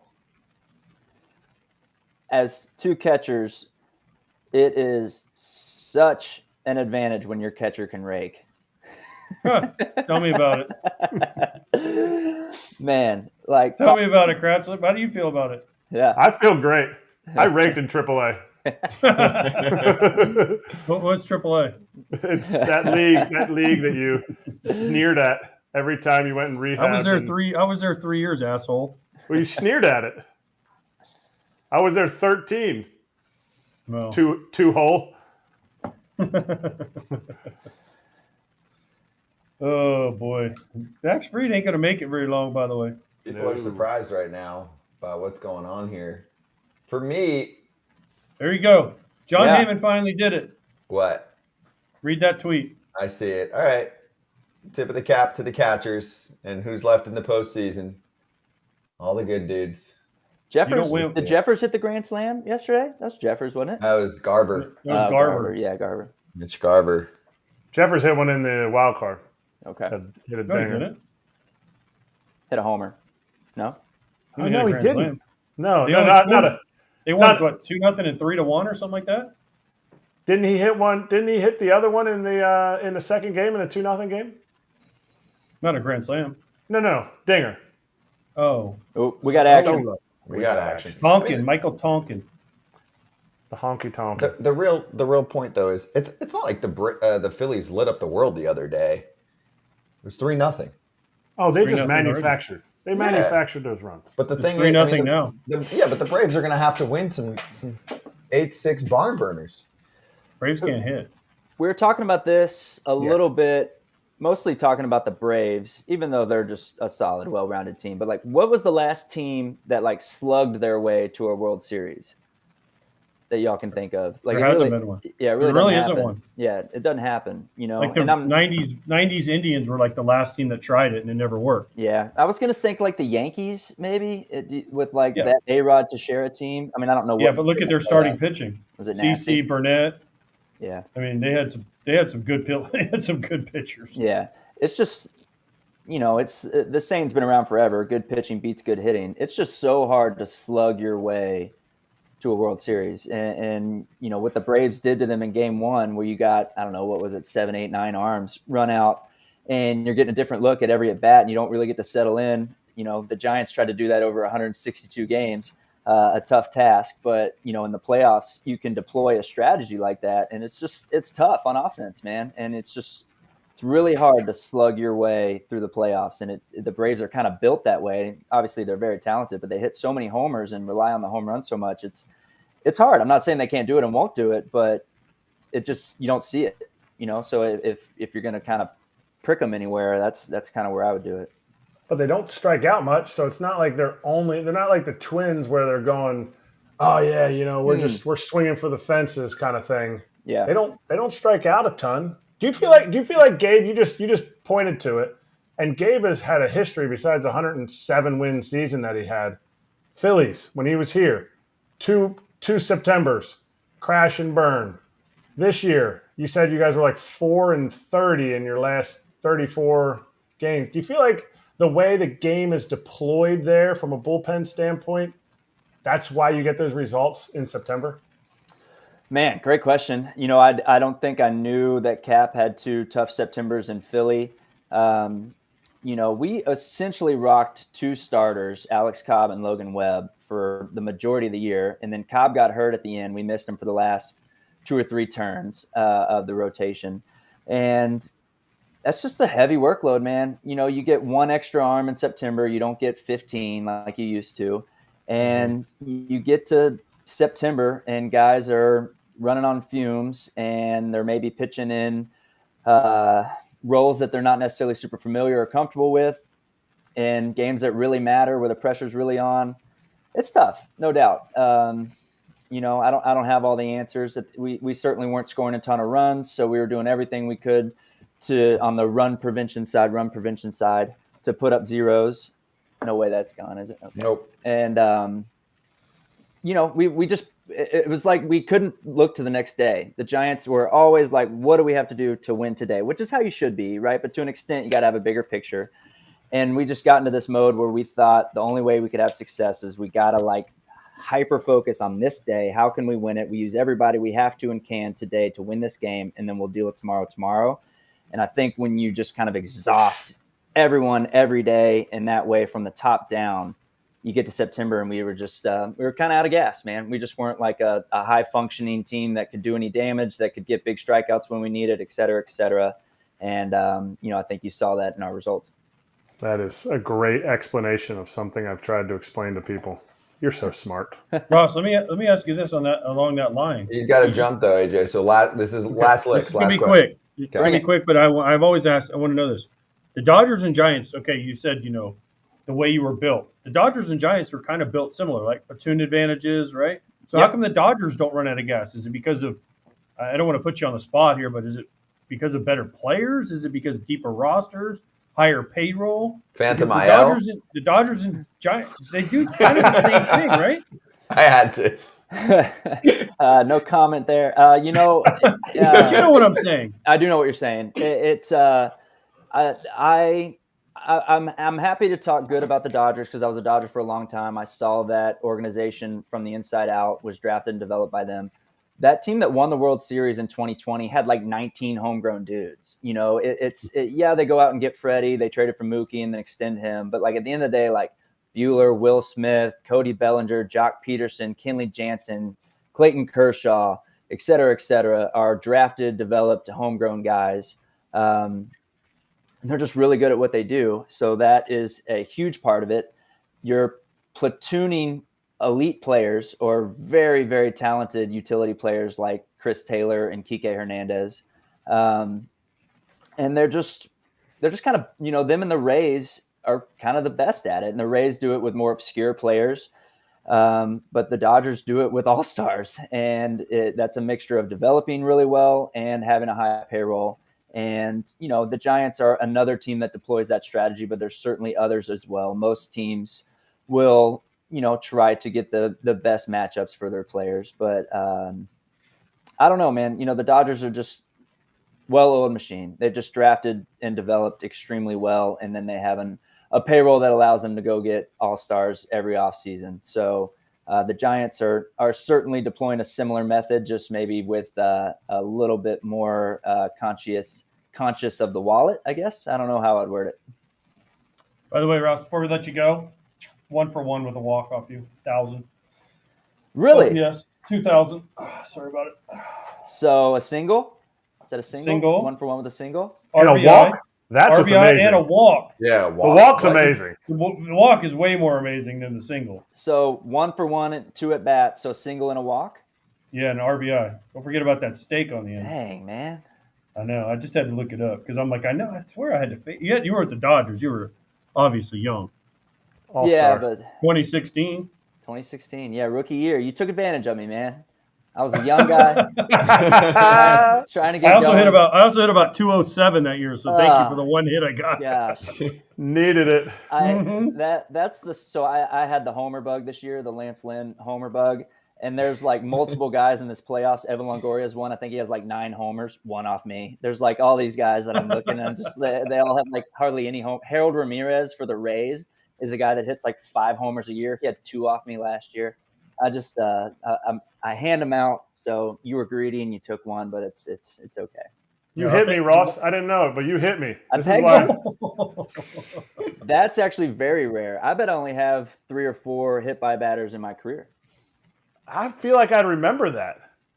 I feel like I'd remember it, and I didn't remember it until We'll I pull looked up at the video later. I should remember it. I can, because I don't have many of them. You probably had 2 strikes on me, and I was like, not moving. Yeah. Took the old elbow out. Oh, God. Well, you guys, this was fun. I was hoping to kill more than 3 innings for y'all, but no, you were great. I did my best. I gotta go. This is perfect, dude. I gotta this go was tackle awesome. dinner and bedtime with the little guys. Thanks for doing this. Hope you enjoyed it, man. You were great. Yeah, this was great. Happy to hop on another time. Y'all keep it up. Thank you. Thanks, Rob. See you soon. Man. Chicken strip with us. That was awesome. Good stuff. So, to anyone just joining us right now in the YouTube chat, how you doing? Braun, Kratz, Pierzynski, your hosts of Foul Territory. We'll have some other people joining us later. Kratz at some point will dip out. AJ at some point will dip out. Where's I will Kratz got to remain. go? Big old soccer game. Oh, you're bad. Senior night tonight. He'll be When watching. does the soccer game start? It started already. Oh. I'm there for the party afterwards. Yeah. It's not your kid, obviously. No, he's playing, but he's not senior. So guess who has senior night tomorrow night? Can't go. that guy over Mhm. there. Mm-hmm. This guy. Oh wait. Yeah, that's a bummer. My daughter has been on the varsity for 6 years now, and senior night tomorrow night, and yeah, it's a tough one to tell. He'll be on Fox. It doesn't make you a bad dad, AJ. Nope. It doesn't make you a bad dad. It just feels like you're a bad dad. I know. That's why I told you that. I know what it feels like. Buy her something cool with all that Fox money. What the hell am I going to buy her? She already spoiled rotten. Yeah, that's his only daughter. She's definitely spoiled. Yeah, I mean, hell, what else? And she's like mature, and she's going to college and stuff. So AJ probably wishes he was as good as her. I tell you what, I bought her. I bought her a damn sweatshirt this weekend when she was on her visit to Mississippi State. That's what There you go. I don't understand that. You go on a visit to a school that's going to pay for your education. They can't just toss you a sweatshirt? No. NIL money, like just recruiting violations. Dip into the Speaking of, you know what? I got a point. I'm gonna grind an axe here while we got this soapbox time for me. The White Sox have White Sox athletes. I think they should hire my daughter as a White Sox athlete. What do you guys think? Absolutely. I have no idea what you just said. The White Sox? More Pierzynski's on the payroll. That's what they want. The White Sox have what? White Sox athletes. What am I missing? Is this a... Where they pay... They pay athletes to be on NIL, you know? Yeah, like to represent the White Sox. Yeah. I mean, I can't think of a better one than my daughter. Wow. Will she be allowed to use her last name? Will she be allowed? That's a real thing? Oh, yeah. Mm-hmm. Mm-hmm. So, like, if you're the quarterback at Notre Dame, you could be a White Sox athlete. Mm-hmm. What do they get? Like, do they get money, or do they get like? I don't know what they get, but they talk about it on like Instagram and Twitter all the time. Is it like specific schools, or is it? I mean, they have, obviously it was more Northwest based, like obviously Northwestern and Notre Dame and Illinois, University of Chicago, stuff like that, UIC. But yeah, they have them. I mean, Mississippi State's not that far from Chicago. So, are you trying to tell one story while we get through Zach Wheeler's next inning? He's just punching everybody out. I mean, it's boring at this point. But he's switching it up now. It's not all just high cheese. There's some sweepers. He can't believe strikeouts. Did that irritate you? Did that irritate you when dudes would swing and pop it up and be like, "Oh, no, because that was me." Oh, Wheeler got lucky again. Damn it! Fuck! How did I miss that? Wheeler is I can't say it's disgusting right now. So that was you? Oh, that I was that guy. Me. That irritated me. Well, too bad. I was always the only thing that irritated me, the guy hit me with the bat. That was the only thing that irritated me. Did you ever throw the bat? One time I threw the bat in the minor leagues because it was the second time the guy hit me, and I took it and I threw it over to our dugout. It made me feel better, but it made me look like a big baby when I rewatched the replay. Mm-hmm. No, one time I got hit by the Twins, and I was a White Sox, and Kyle Loesch hit me, who was one of my good friends. And I flipped my bat. I meant to throw it to the White Sox dugout, and I just forgot, and I flipped it to the Twins dugout. And then McGarty, of course, died laughing and threw it back at me. But yeah, I forgot that because I had really only played on the home side of the Metrodome. So I get hit, and I flip my bat like to the third base dugout, and I was like, "Oh shit, I'm on the other side." Somebody definitely saw that and was like, Oh, He Pierzynski. did that on purpose. Disrespecting the game. If only he had an outlet place to express exactly what happened. Yeah, exactly. If only I had a place to tell stories that are all lies. Clearly you're a liar. They're talking about you on Seattle radio. That's right. Yeah. You want to? Okay, so the one time you were talking about throwing your bat. Have you ever thrown your bat at someone on purpose? Never. Manny I have. Machado. I did it. It was in spring training. I told this story the other day, and the guy was like, "What?" We had to do a B game. You remember B games in spring training? Oh, yeah. So Freddie Garcia had to throw a B game in Colorado and Tucson, and it was honestly 45 degrees maybe, and the wind was blowing about 20 miles an hour. You drove all the way out to Tucson for a B game? No, we were in Tucson with the White Sox. Oh, I didn't know they were out there. So we had to do a B games, and they're like, "You got to go catch Freddie." And I'm like, where is it? Colorado. Okay. So I go to Freddie. I go, "Freddie, man, let's just get through our 5 innings, whatever it is." And he's like, Poppy, I'm gonna have nothing today. Just know I'm gonna pitch my pitches, and we're gonna get. And we got rolled over like the first 3 innings, right? Rolled over meaning he didn't get 3 outs, and they were just whacking balls. About the 4th, I mean, I think he topped out about 75 in this game. And Ubaldo was pitching for the other team. I'm pretty sure it was Ubaldo. Ubaldo Jimenez Was pitching for AAA Colorado. Oh, Started, right? So I got to get at bats off this dude throwing a bazillion in the freezing cold. And somebody hit a ball at Freddie Garcia, and their dugout went crazy. Got him, blah, blah, blah, and just they're going crazy because they're rolling us over every inning. So I lead off the next inning. I hit a ball, I think it hit the fence, and I hit it, and I took my bat, and there was a chain link fence in front of their dugout. It was about 10 feet, and I threw it at their dugout. And I go, "Got him! Shut the fuck up!" And Wow. and it stuck. The bat stuck in the fence. So the little squares, I threw it and the handle stuck in the fence. It was hanging there like this. I felt kind of bad after, but I didn't because I was trying to defend my pitcher. Dude, they were talking so much. Freddie I don't think he could break a pane of glass that day because he didn't care. Oh, man. See, that kind of stuff can't happen anymore. If you go down on a rehab assignment and you're not throwing the actual velocity that you're supposed to throw, They'll cut you. life is over. Yeah, they're like, Freddie Garcia, He's done. you're done. Yeah. Seriously. I know. If I knew the velocity had dipped 2 miles an hour, what do you mean? That's like a Wednesday. Yeah. No, he You're right, couldn't have cared. He could not have cared less about that outing. He literally was like, "Okay, I'm just going to throw my 20 pitches an inning, whatever, lob it up there, get out, and move on to the next start." It was great. Great. That's awesome. Is this it for Freed?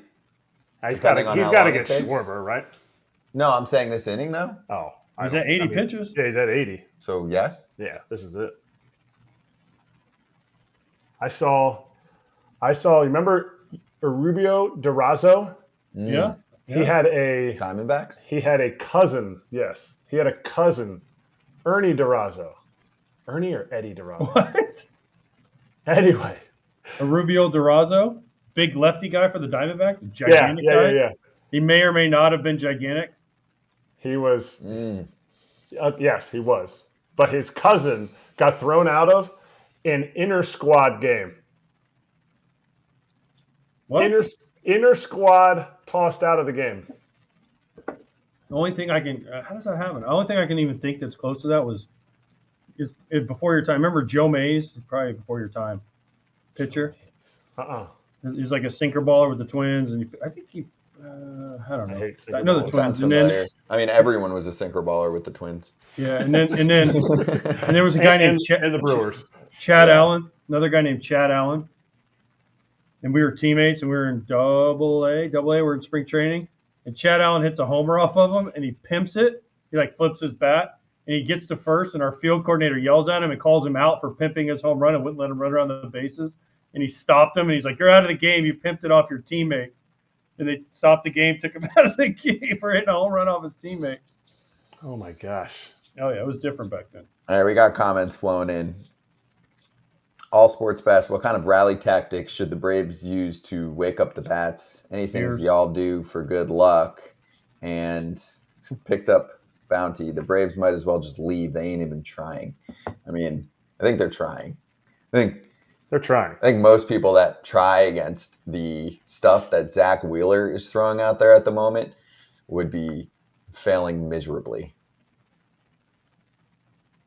They're just cold. Sorry. Yeah. That's probably Trey from All Sports Best, but Trey, sorry. The Braves they're cold. They had too much time off. Next year they're going to start throwing games in the middle of the season. But by the way, did I mention that my lock already hit today? Sorry about it.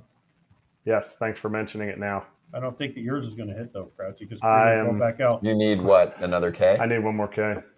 This is it. This is his last This batter. is probably it for you. I don't see You him. needed what? 4 Ks or 5? 4. 4? 4 and 4. And he's at 3? Mm-hmm. Oof. It's about Boom's up too. Ooh, boom. Yeah. Ooh, boom.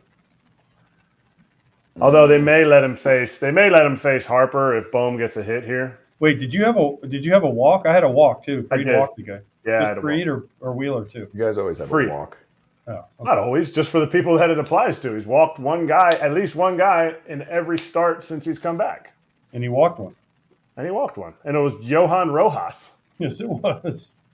You know, if you had put down on BetMGM, Strike out the side for Wheeler in the first, plus 1400. Damn. That was my lock of the day, Claudia.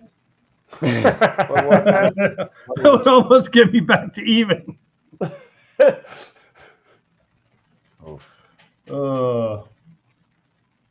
Might be a walk here. 93 today. I saw one pitch earlier that he threw at 93, went inside, and he looked up at the radar gun. Maybe he's looking up the rest, but I wonder if he feels like, I wanted to ask Ross, like if you throw your pitch and you're like, dang it, that just wasn't enough. There's only 83. Ugh. Ross was great, by the way. I love the scouting awesome. reports and all that stuff. That's great. Yeah. I'm glad it didn't show up on his phone. the Giants. That's what they're called. Farhan. So about that player option. Yeah, Farhan would be. Oh, that's paint. Yeah, that's City. paint. A changeup painted up and away. That's exactly what Darno hit the button. He said, Yeah. Changeup up Where's and the away. glove? Oh, he doesn't show the glove. By the way, did you guys see the new thing we have at Fox? The little target, and you put the little target on it, and then you show how far They show. the glove. Yeah. You were using that. I used it a couple times. You guys like it or no? I think it's kind of cool. No. I have mixed reviews, and I'll tell you why. And there's ball 4, and Freed's pissed. No way he's facing Harper. Can I tell you? Well, because and you guys mentioned He this is too facing on the Harper. broadcast. Yeah, he is. This is his last batter. So AJ, I feel like things have heightened significantly with giving location away nowadays. That I mean, like I just saw the setup that he didn't even put a setup out there until like basically the pitch was coming through, but also the amount of dekes that occur nowadays. Like a lot of times, like I stopped doing that. Like a lot of broadcaster play-by-play dudes would do that where they're like, oh, he was aiming for up there and it ended up here. And I'm like, but what if it was a deke, you know? Because isn't that happening more frequently right now where it's like dude sets up here, but he really wants it here because they're worried about a dude tipping location? 100%. I mean, I think that happens a lot, but I also think Yeah, but these were with nobody on. Even so they're only doing it with no one on? Well, no, but like the ones we did it on, sorry, Kratz, I didn't mean to cut you off, but the ones we did it on we did it 3 times in 2 games. One was a fastball. 2 of them were fastballs, he missed location, right? The other one was a curveball, and gosh, dang it. Whoever, I think it was Jeffers was catching, and he gave the target up here because that's where he wanted him to start. It was the home run to Thielbar. Alvarez, the Thielbar gave up. Jeffers gave the target here, and then it ended up being here. And I told him, I was like, I don't love that one because he's given where he wants it to start, not where he wants him to throw it, right? So he gave the target here, and the ball ended up here. So it was like, okay, he missed his target.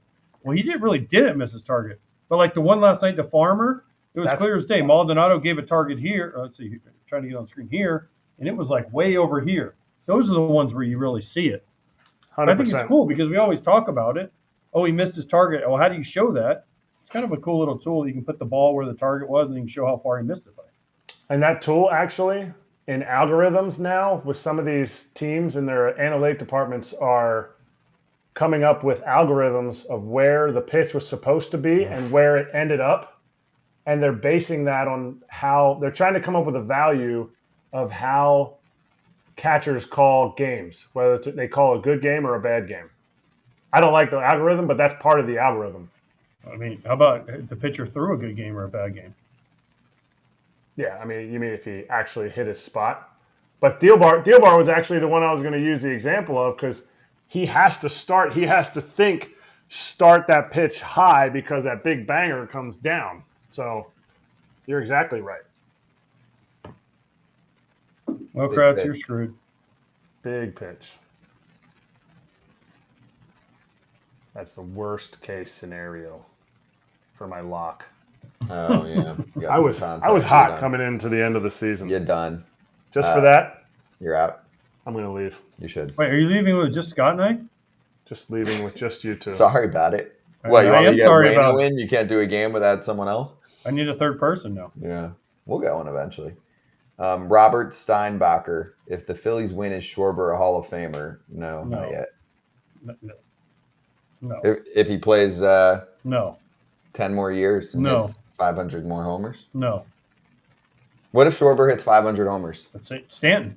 Same question. Schwarber's less of a Hall of Famer than Stanton was. 500? Mm-hmm. I need it to be 600. Schwarber's less of a Hall of Famer if he hits 500 homers than if Stanton hits 500 homers. And Schwarber only has 246, so we got to. Yeah, it's And not Stanton gonna- has a ways to MVP. go. Let's not forget, Stanton has an MVP. He wasn't awful in right field when he first came up. He was pretty good. So There's no scenario where Schwarber becomes a Hall of Famer. I agree. He might be a Hall. He's a Hall of very good and very great guy. Hall of Fame clubhouse dude. And underrated if we're looking at just WAR. No? Okay. Yeah, I mean, I get what you're saying. He Serious doesn't have a power high threat WAR. in the lineup. Yes. He's a DH. That just shows you how WAR as a stat can be misleading sometimes. Well, WAR doesn't like DHs. WAR doesn't like defenders that aren't any good either. Every time I see him run, all I think is that song, the Pirates of the Caribbean. Dun, dun, dun, dun, dun, dun, dun, dun, dun, dun, dun, dun, dun, dun. Next time you see Kyle Schwarber run, think about that. So is Kyle Schwarber better than Adam Dunn? They're pretty equal. That's not what I asked. Listen, I played with Dunner. He's Yep. one of my all-time favorites. Can I? Good. All right, Great I got to guy say, too, right? he what? Great guy too, right? Oh, Better dude, base he's runner. all right. You want to hear one of the funniest stories of Adam Dunn? So this summer, we go to Atlanta for a tournament with my son. I run into Dunner in the hotel lobby. Okay, my son had just played a game. He had walked 3 times. He was 0 for 0 with 3 walks, 2 strikes. He sees. He didn't swing. They're both 3-0. Dunner sees him. Never met my son. I mean, other than my son was super young, right? I'm like, Dunner, you know, it's my son, blah, blah, blah. And he's like, how'd you do today? And my son's like, I walked 3 times. He goes, did you get any strikes? And he's like, 2. He's like, that's 2 pitches you could have gone deep on. Why didn't you swing at him? And my son's like, who the hell is this guy? Right? Next time he goes, try to hit homers. And my son goes, why? And he goes, homers turn into line drives later on in your career. My son's like, wait, isn't it the other way? He's like, nope, not for me. And then the last one was, he told my son, he goes, you know, your dad probably has a Mercedes he drives around. And he goes, the difference between me, I hit homers, your dad didn't. I own the Mercedes dealership. Your dad just drives one. I mean, my son thinks he's the greatest person on earth.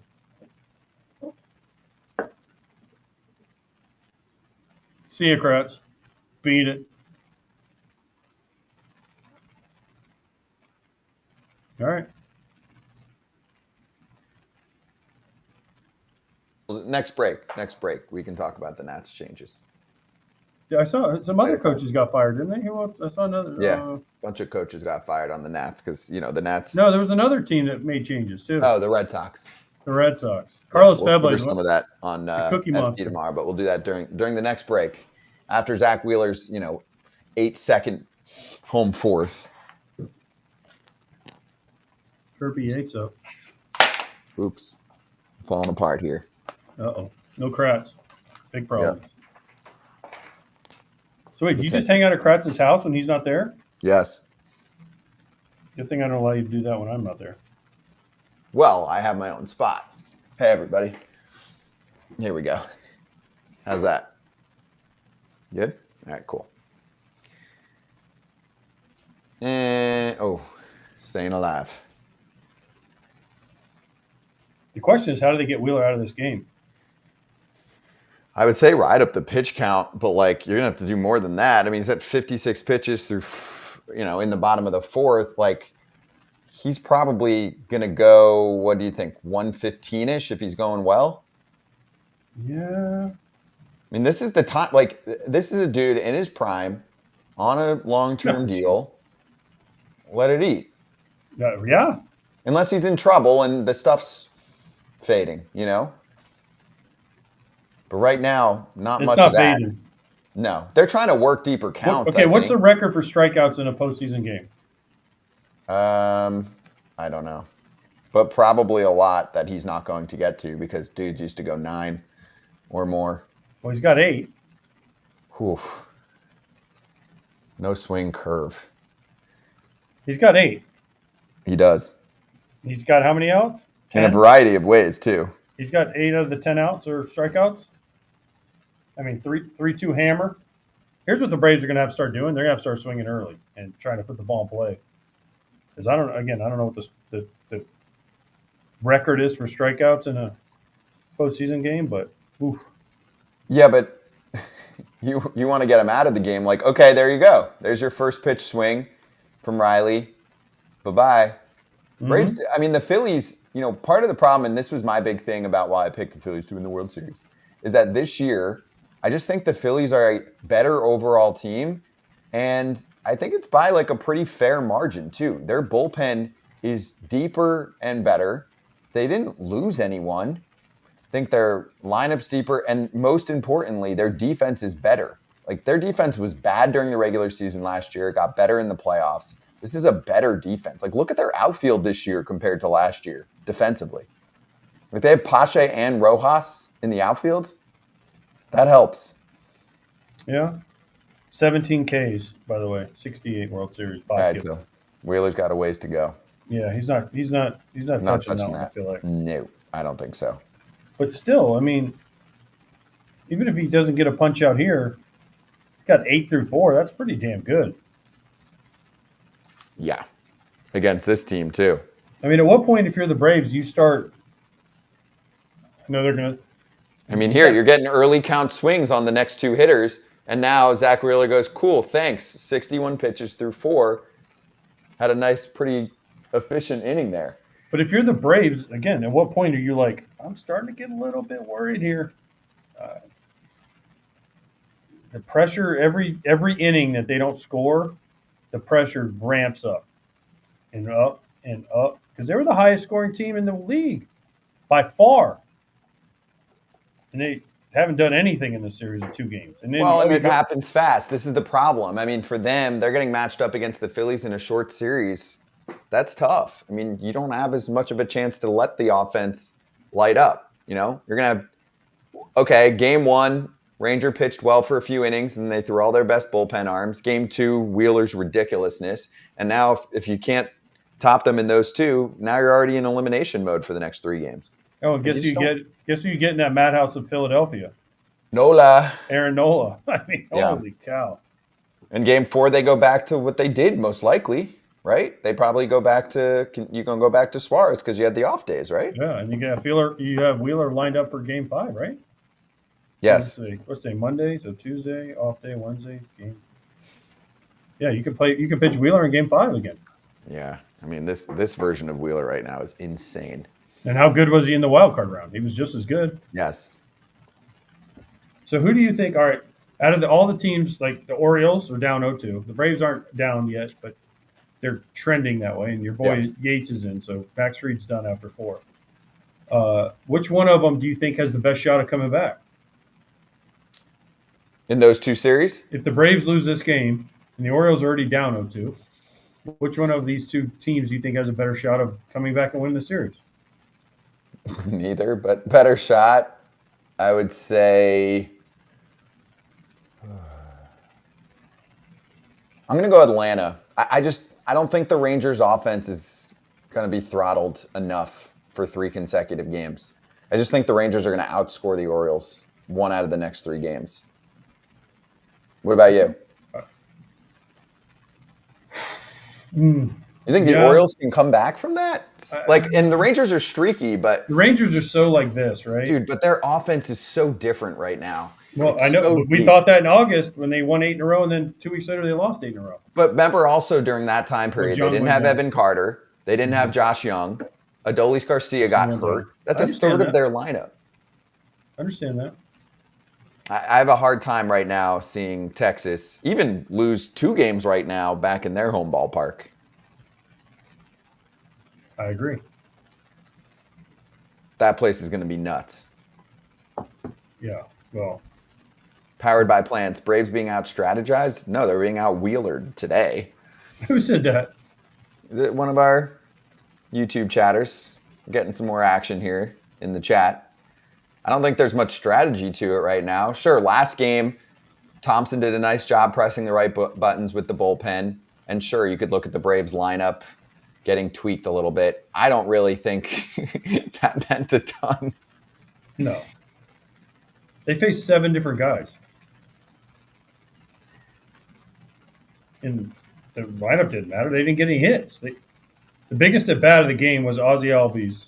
After, by the way, and we talked about this again on Foul Territory today, but I don't know who, gosh, which one was it? Pache? Whoever the outfitter was, that there was a ball kind of hit like in the gappy ish.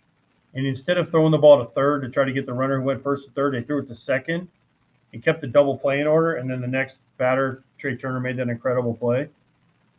That changed the game. And people are always like, oh, this doesn't matter at all. But that little thing matters, man. Mm-hmm.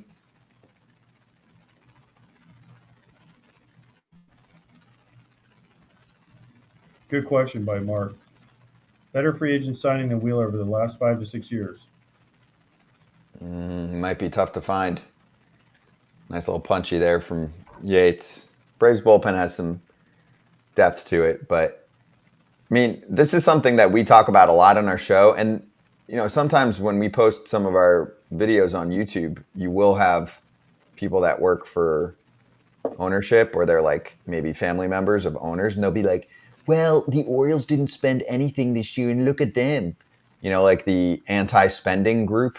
It's a small group, but it exists. It's a weird group because it's not their money. And I don't really know many fans that are like, oh, I want to win the way the Orioles and Rays win and no other way. Like, to me, there's a reason why the Phillies are doing what they're doing in back-to-back postseasons. And I know it's early right now. They're only in the DS.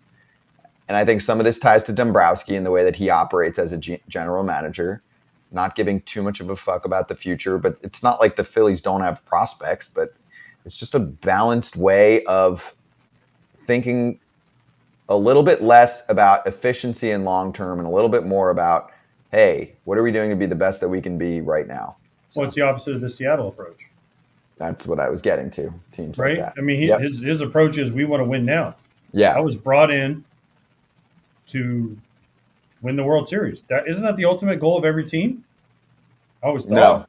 No. Well, No? every team, like by every team, depends who you're talking about. I don't think it's the ultimate goal of every owner. I really don't believe that. And this is part of the problem in the sport, to not get too far off the game, but I think about half the owners, more probably, it's money one, winning two. That is not how the Phillies operate. Well, they make money though, Mm-hmm.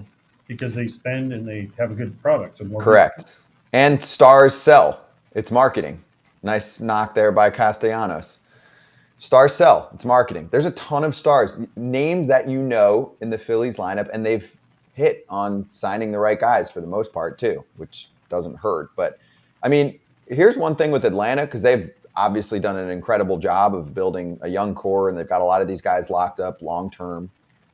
They haven't, done a big starting pitching signing. I mean, they keep extending Morton for 20 a year, which that's not nothing, but you know what I'm saying? Like, I don't remember if I was talking in the chat or if I was talking on the show about this, but like Justin Verlander was available to everyone at the trade deadline. Now, he helped to dictate where he went back, but the Braves weren't in the conversation. Their rotation looked very different at the time, but Fried's not the same right now. Morton is hurt. A few of their other guys went down. Wright, basically didn't pitch this year. Elder fell off. That should happen. Soroka. Forget Yeah, and about also, Soroka. right, Soroka. But also, and some of those guys were big risks to be contributors at this level. You know who would look really good right now in a Braves uniform? Justin Verlander. I'm not saying they could have got him, but like going for a player like that, and you didn't even have to pay top dollar Max for him because Scherzer. the Mets paid a lot of it down. Max Scherzer. You know who would look really good in a Braves uniform right now? Jordan Montgomery. Yeah. It's a good call.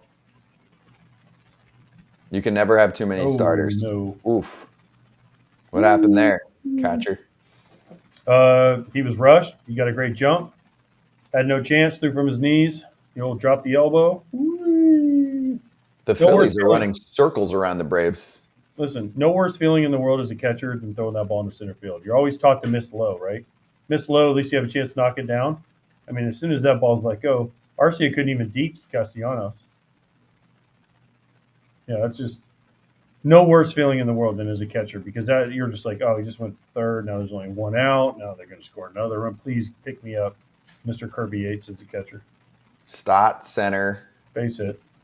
Yeah. Nope. No, not base hit. Oh. Sack fly, baby. Sack fly, though. It's a big run with a little small ball action. Nick Castellanos. And how many stolen bags do you think Castellanos had this year? He had a career high. No, he actually had 11. Career high. Wow. Bigger 4.5 inches is a big deal. Yeah, it is. Look it up. 11 for 13 this year. Last year he was 7 for 8, and then all the years before that was basically like 3, 0, 2. So good for Nick at Night. Wow. Great job by Bryson Stott, man. He's been clutch. He just does what he's supposed to do.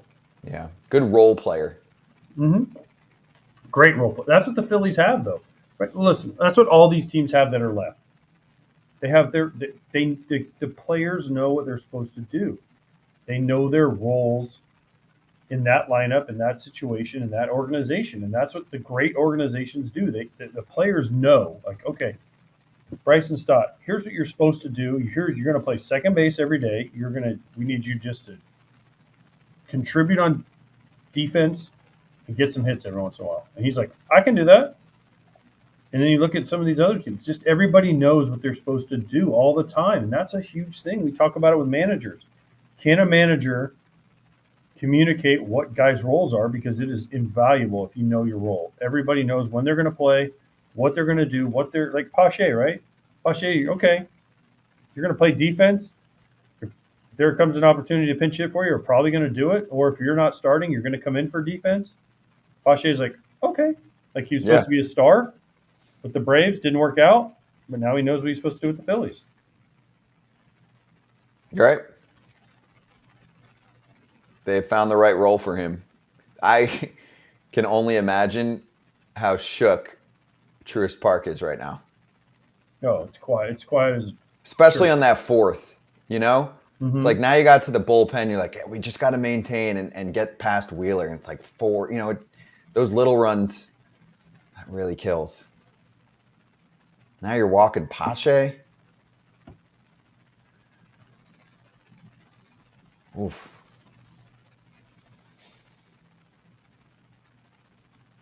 Phillies. I've said it from the get-go. They ain't scared of the Braves or the Dodgers or anybody. Phillies, Diamondbacks, LCS? You think Dodgers don't have a shot coming back? Game 3, actually. I mean, obviously this is a huge game, but Bobby Miller's great, and they're going to treat this like a Game 7.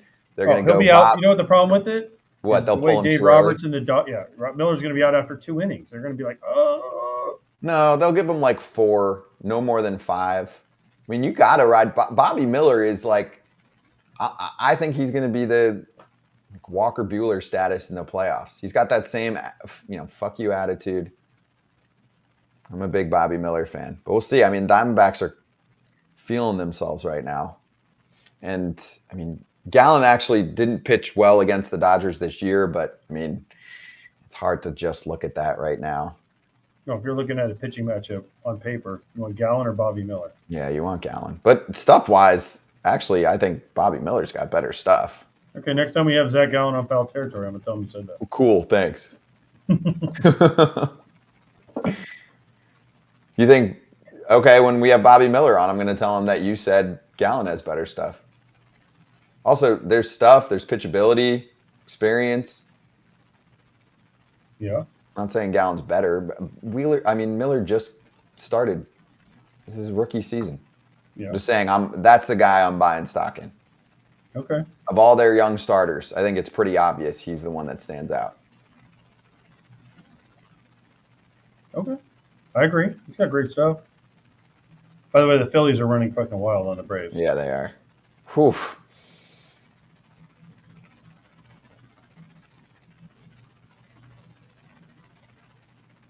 It's kind of getting out of control. I mean, 5 stolen bases in game 1. And what would make this just now? Ooh, did you see the way Walt Weiss put that phone down? Ooh. Wow. Walt Weiss getting a little fired up, the bench coach for the Braves. You see that? Yeah. He kind of slammed that phone down and he was safe. Everything going the Phillies' way, though, right there. Pache slides past, doesn't touch the base.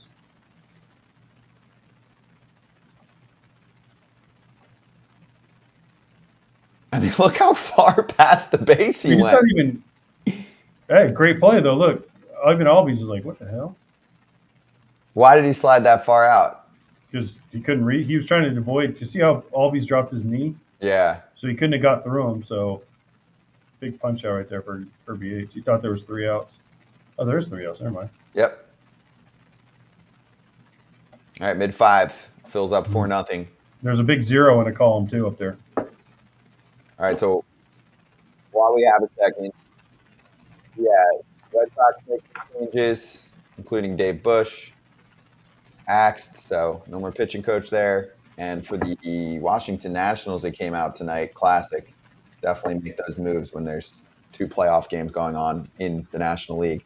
The Nats let go bench coach Tim Bogar, third base coach Gary DeSarcina, assistant hitting coach Pat Rossler, all not coming back. And Davey Martinez obviously is coming back. He signed an extension. There's the tweet from our friend, sometimes FT host, Britt Giroli. So you don't know what's going on behind the scenes, or maybe you do, but I'm saying most people don't.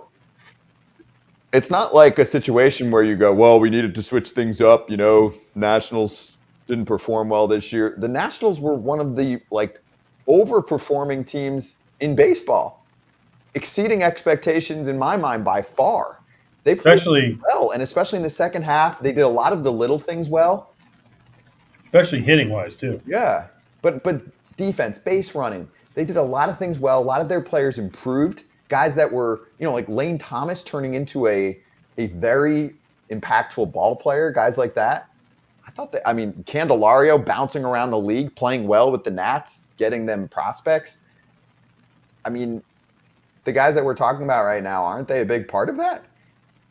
You would think they're help develop them, right? Yeah. I mean, the Nats have a weird situation going on in general, though. So I heard this morning, actually, and it was from Britt Giroli. I was listening to her on a pod. And she said that the assistant GM of the Nats left because they told him pay cut or nothing. And he said nothing. Bye, assholes. Because the Nats ownership is super weird about paying for shit. And they're very, very, very cheap with coaches, front office people, stuff like that. So they were just screw it. And obviously the assistant GM, I'm forgetting the name, I'll get it in a sec, did a pretty nice job. The Nats are rebuilding pretty quickly, and they played much better on the field. And it could literally be as simple as them cutting more payroll because they're trying to sell the team. So they want to be look, our coaching staff now combined, all 10 coaches costs us $1.5 million instead of $2 million or whatever. You know what I'm saying? It could be that dumb. I don't know, but I don't think that the team did a bad job on the field this year. No, they were better than expected for sure. And they weren't a team you wanted to play down the stretch either. Because offensively, they were scary. And Corbin, I know his ERA wasn't great, but listen, Corbin at the end, you didn't want to face him. Gray had a good year. I mean, they were better than you thought. Mm-hmm. They definitely hit the over on the win total. Oh, for sure. No doubt. I mean, now you're getting the questions, like Dylan Harper says in the chat. Seems like Braves leader is now in Chicago. Looks like there's no one standing up, showing emotion, firing up the boys on this team. What would AJ's message to this team be if you were a Brave? Do you buy into all that stuff? Like, to somebody, that's the thing. Like, you want those moments, like the Jason Hayward speech for the Cubs during the delay. Remember the David Ortiz one? Yeah, but like, really, if someone right now in the Braves dugout said like, "What the fuck? Let's go! You guys all suck." What are we doing? That's just not how this sport works. It doesn't work this way. It's not football where you can try harder, you can run harder, you can tackle a guy harder. It doesn't work that way in baseball. Listen, it's easy to say, oh, let's go. But when Zach Wheeler's dealing and you ain't getting no hits, it's hard to have a lot of energy. That's the one thing we're like, oh, they didn't have any energy. Well, when you have a lot of energy as an offensive team, when you're scoring runs. When you don't? When you're getting no hit through 5 innings. I mean, that's when you don't have any energy because you're just like, oh, boy. It's like, oh, man, we're going to get no hit in the playoffs. Right. You're just playing to what you've got.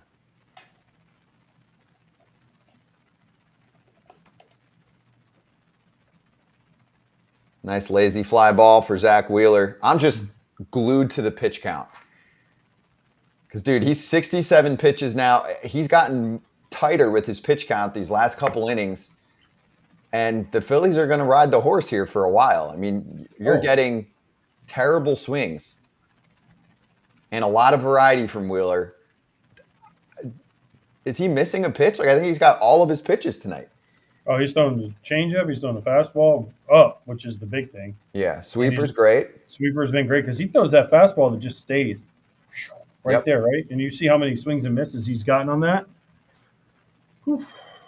Braves. Listen, if you're the Braves right now, you're hoping he gets out of the game. Again, we talked about it on the broadcast with Verlander the first night where he came out after 93 pitches, and he's like, "Are you sure?" And scored 4 runs of Neris after he came out. But there are times where, as a team, you are just like, "Get the starter out. I don't care how we get this dude out, because otherwise, we don't have a chance." Yeah, but how? I mean. You need to ride up the pitch count because the team's not going to keep him in past 115-ish. Want to know how? Please, Ricky Bobby, please, baby Jesus, get Zach Wheeler out of the game, baby Jesus, before we're too far behind, please. How does that go? Right now, not so good for the old Bravos. No.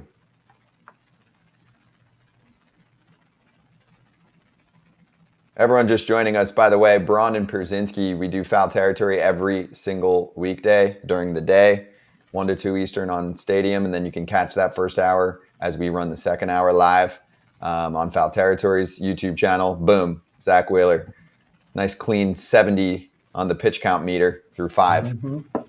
I mean, that's... By the way, my favorite thing is I'm getting text. You have 2 beds. Yes, I have 2 beds. So? And this one. But you can see I have one that I tried to take a nap in, but you guys wouldn't let me. And then I have another. You can't really see where I have my luggage from it. There you go. Yeah. Yes, I have 2 beds. Why? Because I had to get on Foul Territory right when I got here. And that was the only room they had available. So guess who took it? This guy. Yeah, I do 2 bedrooms sometimes. Like, who cares? Well, what's nice? If you have 2 beds, you can swap every night. Yeah, exactly. Like, oh, look, I'm in a new bed. Well, you don't have to get a bed made up for a day.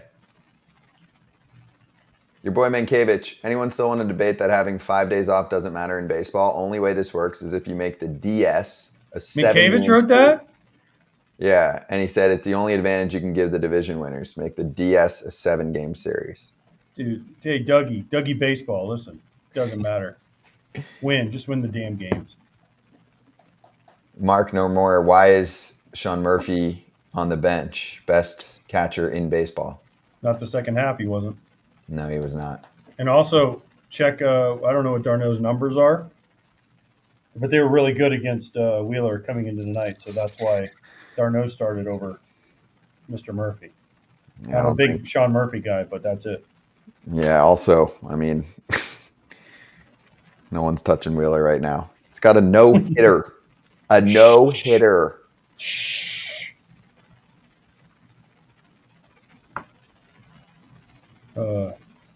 Mankiewicz, just tell him to worry about trying to get the ball back from the Red Sox. If anyone missed our conversation with Doug Mankiewicz on Legends Territory, you can look that up on YouTube or on Apple or Spotify or whatever if you want to hear it. It is fantastic. Justin said Wheeler earning himself another 9-figure contract. I don't know. I'm imagining he's still got good time left. Maybe not. That deal was what, 5 or 6 years? I thought he signed a 5-year deal going into 20, so I think he has 2 more years left. Yeah.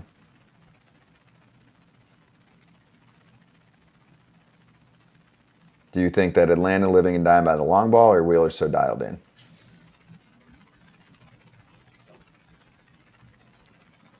I think Wheeler's just so locked in. I think last night for the Braves, or 2 nights ago, sorry, they got caught kind of a spring training game. It's hard when you get a different at bat all the time of a different pitcher. You don't build at bats. That's why third time through the numbers are so different. But last night or 2 nights ago, again, they faced 7 different pitchers. So every time a guy came up to bat, guess what? They got a different guy to face. It's just a different animal. Yeah, but sometimes that can be an advantage for the hitters if one of those relievers has an off night, like Baker on the Orioles, loading up the bags for Garber to come in and smash a salami. True. I mean, it's just the talent of who they were bringing in. Alvarado, nasty and doesn't have his control issues of the past. Sir Anthony Dominguez, super nasty. No, the other Ryan guy. Kirkring. Hoffman, what was his name? Jeff Hoffman. Dude, that guy was for a while. filthy. Those splitter Nasty. things he was throwing. Yep. And that was like their, 4th inning guy? Yeah, he came in like the 4th inning. That's the most underrated part of the Phillies this year is their bullpen. Oh, no. I was reading some shit at the end of the year where they were like, oh, a few of the guys got a little cold. I'm like, but look at this stuff. Like maybe they had a cold week, but stuff-wise, everyone's pumping upper 90s on that team. I mean, they've got more stuff than the Braves bullpen, the Phillies bullpen. Agree? Yeah. More strikeout stuff, I think, in the Phillies bullpen. Yeah, I totally agree. 1,000,000%. One season left, by the way. Wheeler's a free agent after this year, after 2024. So he's got 1 more year. Yeah. Oof. Yeah, he's going to get paid. Schwarber, classic. I mean,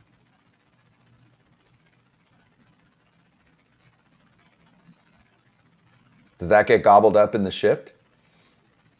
I don't know. He's just kind of perfectly placed. Yeah. Look, you see that face by Acuna right there? That's a sign of a guy that's like, we might be in trouble here. Yeah.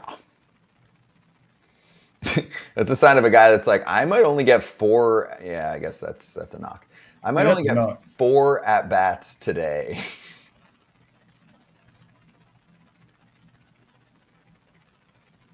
Which never happens for Acuna, right? He might only get 3 at-bats. Well, no, because I guess they had Olsen got on by error, so. Yeah, I mean, that never happens, does it? I mean, Acuna has often been getting 4 at-bats by the 6th. True. And this team has been dominant early in games, too.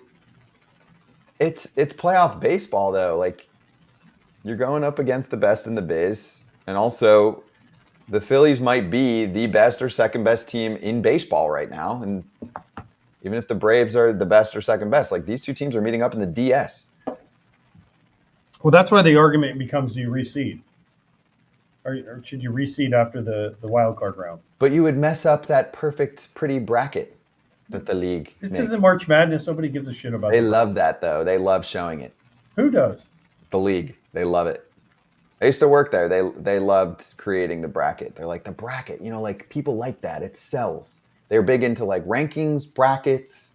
It's big. Our analytics people say people like that. Our focus groups. I'm just telling you what I observed. I mean, I don't know. I feel like you should be able to reseed after the first round and go from there. Well, the Diamondbacks are offended because did you see Torey Lovello yesterday? He was offended by people that were saying, oh, you should be able to reseed so that the Braves could have beat up the Diamondbacks. And they're like, fuck you. We're about to take down the Dodgers. No, listen, that's what you have to think as a player and as someone on the field. If you're Torey Lovello, you're the manager. Like, we'll beat anybody, right? Yeah. And bulletin board stuff. Yeah, it's bulletin board stuff, and also, like Ross Stripling said, when you're playing teams in your division, there's no fear factor. They've played you a million times. I mean, how many times the Braves and Phillies have played a million times over the last few years? They played in the playoffs last year. They're playing in the playoffs again. Phillies are like, we whooped your ass last year. We're going to do it again, and they're on it. And it's continuity. So yes, I mean, you play less games. What is it this year? 13 instead of what did it used to be? 19 for division. Yes, it went to 13 because of the balanced schedule. These teams are very similar to what they were last year. I mentioned how I thought the Phillies got better, right? There's well, the Braves are going to be the same team for about 7 more years, except for some pitching. So they better be good. Offensively, they're going to be a lot. Yeah, Braves added Murphy, which was great, and he was a stud in the first half. But then they just signed him. They signed him for how many years? Yeah. Olsen signed, right? Yep. Acuna signed. Phillies added Trey Turner this year. That's to me. I mean, you're an idiot if you thought that Trey Turner was not going to turn around eventually, which he did in the regular season. And then Trey Turner in these types of situations is so valuable because of what he can do on the bases. And he's got pop, and it feels like he lights it up in bigger moments. Well, ever since that standing ovation, I know that wasn't the reason, allegedly, but no, he said it was the reason, over and over again. That's what he's selling. I know. Hold on. You don't believe that? No, I believe that. 100%. Yeah. Change his mindset. Crap. Hold on. I'll be right back. You're good. I'm not worried about it. So if you're listening to us right now, Joe Jimenez in the game in the top of the 6th. Scotty Braun here, part of the Foul Territory team. Excited to be with you. Props to our crew behind the scenes working this evening here for this game and putting together some sweet graphics. I am, yes, very active in the YouTube chat. If you have any combo that you want us to bring up, comic things. So did you talk about the Red Sox firings? Not a lot. We'll get back to that. I try and mix in some of that other news around the league during the breaks in the action. So after the next half inning, usually it's easier to time out when Wheeler's out because I'm like, all right, it's going to be like 3 minutes and then we're going to talk about something else.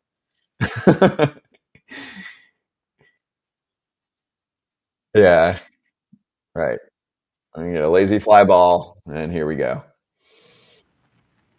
Oh, gosh. Also, to me, AJ, this feels like Harper or somebody like that is just going to pop one of these relievers for a homer, and it's going to be a blowout. Is this not already a blowout? I know it's only 4, but no, it can get worse. I mean, the Braves can turn it on against a reliever pretty quickly if somebody can't find the zone. I mean, the thing is though, the Phillies have options. Like, someone doesn't have it, they're going to pull them pretty quickly. Oh yeah, they're in a very advantageous spot. For me, I'm almost like, yo, let's just offense, do your thing quick, and let's get back to Wheeler being a bot. Nice play by Riley there against the turf. The defense has been pretty tight from what I recall today. Anything bad from the Braves on D? No.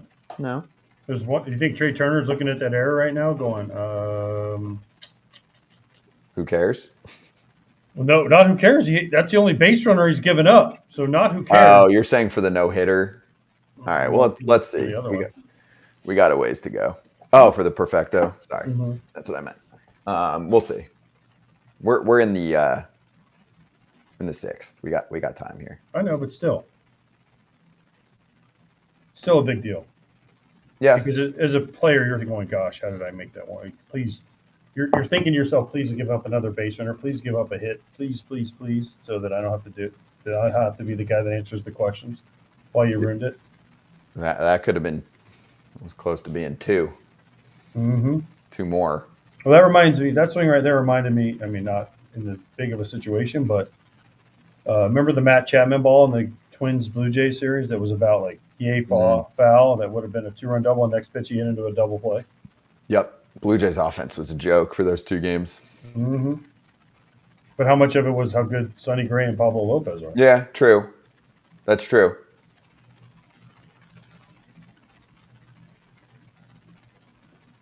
Did he go? Apparently, even though he didn't like it. Did you think that was catcher's interference in game one? No. No? How many replays did we see of it? It didn't look like his glove moved at all. But didn't Murphy almost act like he knew it? Or was he acting more like he was pissed? I think he was more pissed.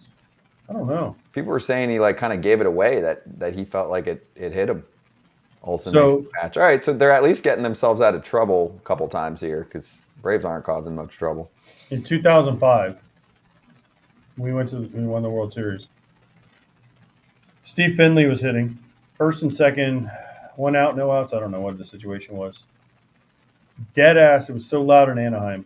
Dead ass catcher's interference. I mean, boom, smacked my glove, hit like a 6-hopper to the second baseman. We turned 2. He doesn't run. He's arguing. No replay. The umpire's like, did he hit your glove? And I'm like, nope. It's a double play. And I mean, it was clear as day, but you couldn't hear it because it was so loud in Anaheim with their boom sticks, whatever they call them, Yeah. thunder sticks, whatever they were called. And so, I mean, I'm telling you, it was like, I mean, I was like, oh, I can't say anything. Double play ball. Finley didn't run, and we got out of the inning. So you got to sell it a little better, even with replay. Robert Richmond said that you can see it hits the laces of the catcher's mitt. The laces? I thought Apparently laces laces- don't count. I thought laces I think don't it counts count. for that. I think it counts for that. It doesn't count for tags, though, right? Right. It doesn't count for tags. I think it counts for that. So I promised comic things in the chat. Did you talk about the Red Sox firings? No, we did not. Expected some changes there, which obviously they already made a big change to their front office. Okay. Who'd they got rid of? Carlos Febles. Love him. Cookie Monster. Yeah, third base coach Carlos Fables and pitching coach Dave Bush, because that was kind of surprising. The pitching was all Dave's fault. I mean, they just had so many freaking studs and aces. It was like the best pitching staff I've ever seen, and he just like couldn't figure out how to get these dudes to pitch well. If he could have, they would have been a playoff team. All of that said with absolute sarcasm. They didn't give them a good staff, and they didn't go after pitching recently because the ownership's still pissed off about the Sale signing. Chris Sale did okay. I mean, when he came back. I know, but that's why they're not like competing in the market for big pitchers. Now, I think some Red Sox fans I remember seeing on social were like, why aren't we going after Rodon? What? Do you think they want him right now? I'm sorry, what? So I know, but it's they haven't produced a lot of pitching homegrown, though. It's been a problem for them for a bit. Obviously, your boy Bayo's good, but there's got to be more. But Bayo's not a one. No. I'm just saying to at least he's a ground ball guy. He's a middle rotation guy. We've talked about this on Foul Territory. You're a freaking Red Sox, man. Go out and sign a dude. The problem is who's out there this year? There's not. I mean, no, there's dudes this year. Yeah. Okay. Who's a one? Stroman. Ohtani. Snell is a 2. A 2 1 Cy this Youngs. year. He's got 2 Cy Youngs. Yeah, so Snell's a 1 this year. They're going to go Ohtani in 2 years, but I don't think they're getting him. Sign Blake Snell. Aaron Nola is a 2 when he's good. He's a complimentary guy. He's not the one. Yamamoto, I'm big on. I think he's going to be very good. I don't know if he's a 1. He might be a 2. But you've seen him pitch a lot. Yeah, but it's hard to judge. You stay up late, in Japan and watch. No, I look at the highlight videos. Obviously, I'm not like sitting there watching. You're like a TikTok millennial. I'm going to watch the highlight video. Oh, he struck out 6 guys. Okay, what a great pitcher. No, you look at the stuff, and I read reports. I'll act like I'm a scout, and I know how a dude's stuff's going to play from overseas into the bigs, but I do think he's going to be good. And we did get to see him. No, you know what? I did watch him a little. I watched him in the WBC live. I mean, not in person, but I watched him on games. So there's guys, there's dudes. Sonny Gray's a free agent. Yeah. The Twins are going to. Jordan Montgomery. There's names like. Yeah, but Paxton's none of those guys are one guys. Dude, this is what I'm talking about. We go over one topic during the break, and it's like I blink and there's 2 outs. Yeah, there's 2 outs. Yeah, he picked up 2 outs in 4 pitches. He might do this damn thing. This is disgusting right now. Picked a good game to do a little watch party for. By the way, everyone with us, appreciate you hanging out with us as we, kind of stroll through the game and tell you the good stuff and don't do the whole nerdy, like, here's the 3-2, and it's inside ball 4. Oh, and you got the corner there on Acuna, who's pissed because obviously you got to get Acuna off the plate. And that first strikeout, I think he pumped 2 heaters in and then went out with a fastball.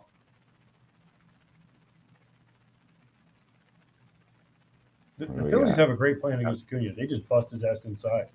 But that is the only plan. That's what you have to do. And Acuna gets pissed when he gets hit, but everybody has to throw it in there. You have to.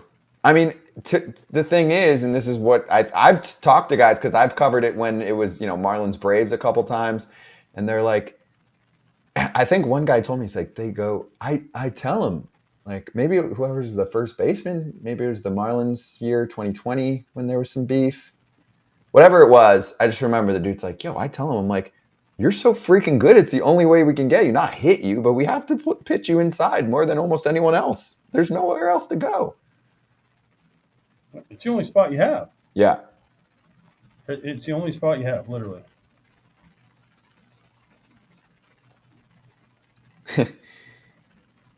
Nick Morris, Braves making us Dodger fans feel a little better right now.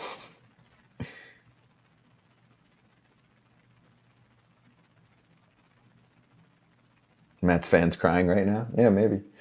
The one that got away. He wouldn't have been the same, though. He would not have been the same. The Mets are actually finally going through the full overhaul. Whoa, there you go. Cunha on base. But the Mets, they just opened up. I just read about, a long article about it. I had mentioned it. Their pitching lab. Some of the things that Verlander said that they don't have that other places do that they need to catch up on. So then, of course, Cohen's like, checkbook open. What do we need? What are other teams doing? Which is what good organizations do. Albies did something, no run. Uh-oh. Hello. No hitter. Cancel the post game, as the Hawkaroo used to say. Uh-oh. Oh, he scored. Oh, Turner. Oh, wow. No way. Also, I mean, I don't like to be that armchair director, but we completely missed the Acuna running home on the screen. You know that, right? We did not see Acuna score at all. The only way I knew he scored is because it said it on one up in the box. Yeah, I mean, wow, gotta hit that. All right, so I need to see I need to see like an all 9 replay here. Like, you know what that is, right? A high home. Yes. We can see everybody. Okay, base hit. Obviously, Acuna's going first to third. He never stops. Wash. Never slows him down. Oh, wow. Turner just goofs it. Yeah, there you go. Oh, this is the replay I want right here. Nice. See where he was. That's a good. That's good. Would have liked to have seen that live, but that's a good replay by the TBS crew right there. Yep. Agreed. Oh, Turner, 2 errors. Oh, man. He's had a couple times this year where it's not like him, because actually in the past when I've described Trey, I'm like, he makes all the plays he's supposed to make. There's been a few mental gaps. In the beginning of the year, it was a little more obvious where it's like the hitting's not coming around. It's starting to get to him. You mentioned that, but yeah, I guess you saw a little bit of that last year.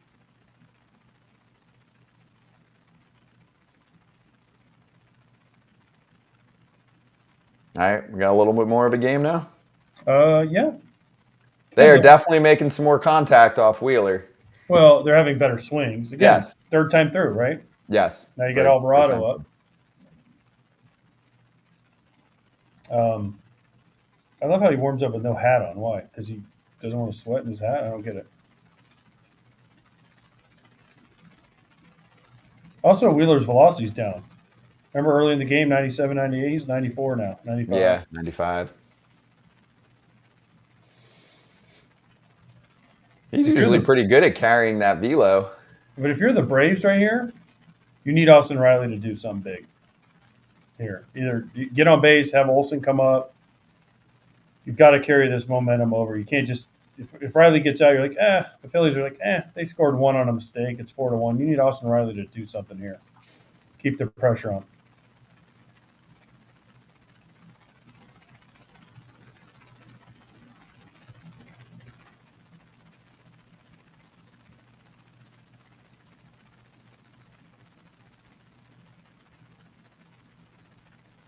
Let's see. Oh, he got the call. Oh, paint. Riley's like, you got to be believing it. Wow. Got the call on the corner. I mean, Perfect outside pitch. of the corner. I mean, perfect framing. Perfect pitch. Ben May, hee haw. Big out right there. I'll say this. It's not a strike, but Riley's got to protect the plate. That is a very, very close call, but it is not a strike. Perfect pitch, though. I'm a robot ump, and I say, ball. That's because you never played. Because I didn't play, that's a strike? All right, everybody in the YouTube chat right now, ball or strike? Strike. Me or AJ? Was that a ball or a strike? Ski, you got to be kidding me.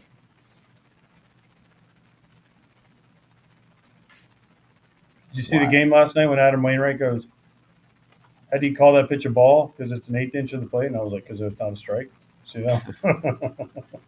That's why they pay you the big bucks. That's right.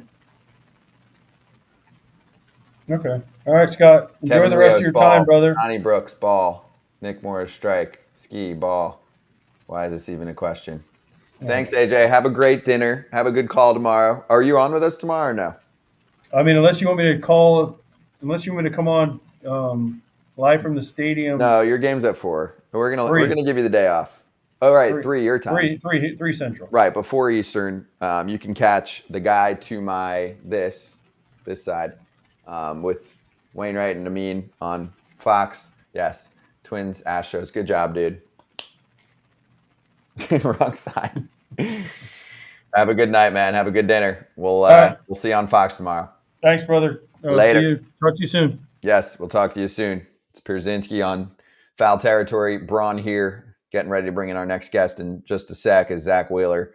Lost all the personal accomplishments like the no-hitter and the shutout, but still for the Philadelphia Phillies, they're in a great spot at the moment. No, I'm not going solo the rest of the way. We are just about ready to bring on my friend. Let's do it right now. You saw him a couple weeks ago in Cincinnati. I love the shirt too. Danny Graves joining us. Right. Let's go on the Foul Territory watch along for a little Braves Phillies action. How you doing, man? I'm good. It's so good to see you again, man. I feel like we went months, maybe even years seeing each other before, and now it's been like just a few weeks. We did virtual games together during the pandemic, right? We did 1 or 2, and we obviously kept in touch about teaming up, but got to hang out in Cincinnati, and now here we go. A unique style of calling a game where we don't have to call every damn pitch, but we talk about the big stuff. So first off, was that a ball or a strike? Well, it's definitely a ball. And, you know, I'm a pitcher and I want everything close, but that was definitely a ball. Even with that box not there, because the box is kind of deceptive in my opinion sometimes, but even with the box not there, that's still, you could clearly tell that's not a strike. Like, I don't know how you ring them up.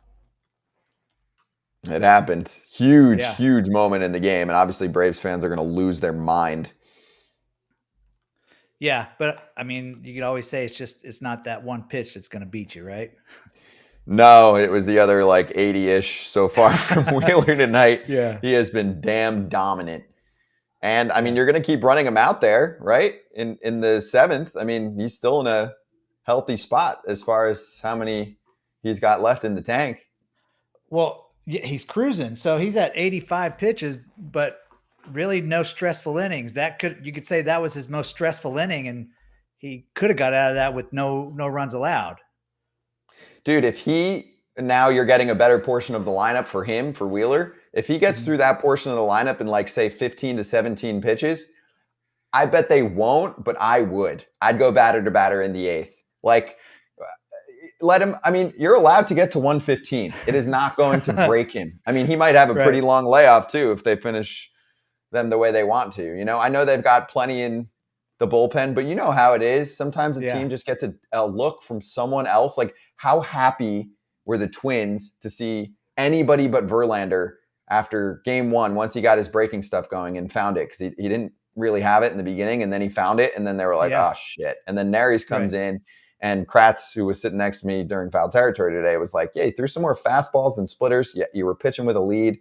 And then all of a sudden the Twins were like, hell yeah, baby. Anything but what we were getting from Verlander. Well, kind of the same in the game yesterday with the Twins and the Astros. As soon as Pablo Lopez comes out of the game, the Astros start licking their chops and they get a 2-run homer from Alvarez. Fortunately for them, they could bring in Duran, who throws 102 billion miles an hour. But yeah, as soon as you get that starter out, it kind of wakes up the offense sometimes, you know? Mm-hmm. So it just, with these days off, and I was just talking to Claudia before I came on, with these days off, man, it kind of almost gives the managers and pitching coaches an out of, okay, so if we take Wheeler out, then they're going to say, well, we need to get our relievers in because we got all these days off. We got to get them some game action, right? Or if they leave him in too long, then they can say, well, we have a day off tomorrow, so we figured he'd get an extra day before he had to start again. I think these days off are just so ridiculous that it's like changing the whole like mindset of every game. Yeah, we talked a lot about that. There are opportunities here for you to really strike with a smaller bullpen, you know? Yeah. And there's your boy Bryson Stott right up the chute. Just a great playoff ball player for this team right now. How about his sac fly earlier? Yes, I don't know if huge. that was his last. Oh, he knew exactly the situation and just tried to get it to the outfield. I mean, it might end up being a winning run if the Braves make a little push. Ski or Sky, S-K-I-E, we had a few comments earlier, just sent us like a super chat and said, do you think the Braves make a comeback in this game? I do not. Danny, do you? Unless they take Wheeler out, they may have a chance. I think they might score. I think like this game could still end like 4-3 or 5-3, 5-4, whatever. But I mean, chances, if you're a betting person, chances are not in your favor. I will actually check where we are at the live odds at the moment. They are not going to be very friendly from a betting man. And I have not been able to live bet like I usually do. But the Phillies are minus 1,100 to win the game right now. That is very strong.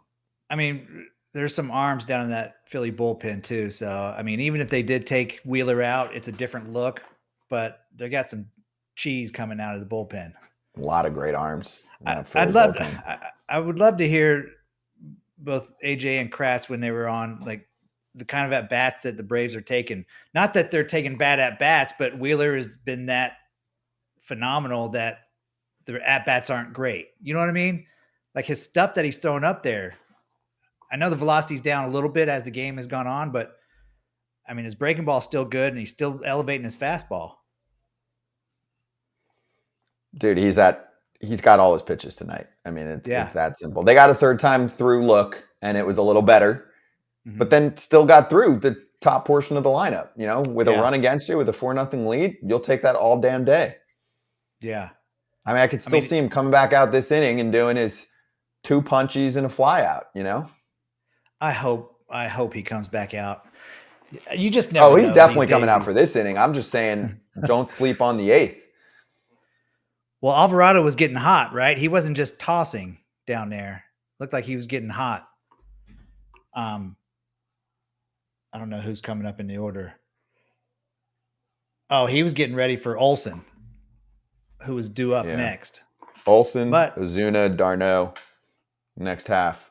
Well, now you got to let Wheeler go out because it's okay if Olsen faces you leading off the inning with nobody on. Dude, I'm telling you, I need to see a lot more from the rest of this lineup for Atlanta for me to not say I let him go another time through. Well, yeah. That was a quick inning there from Pierce Johnson.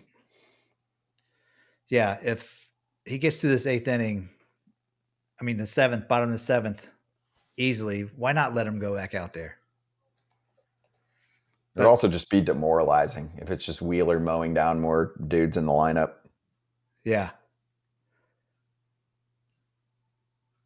What'd you think about Fried throwing so many off-speed pitches tonight? Did you guys talk about that?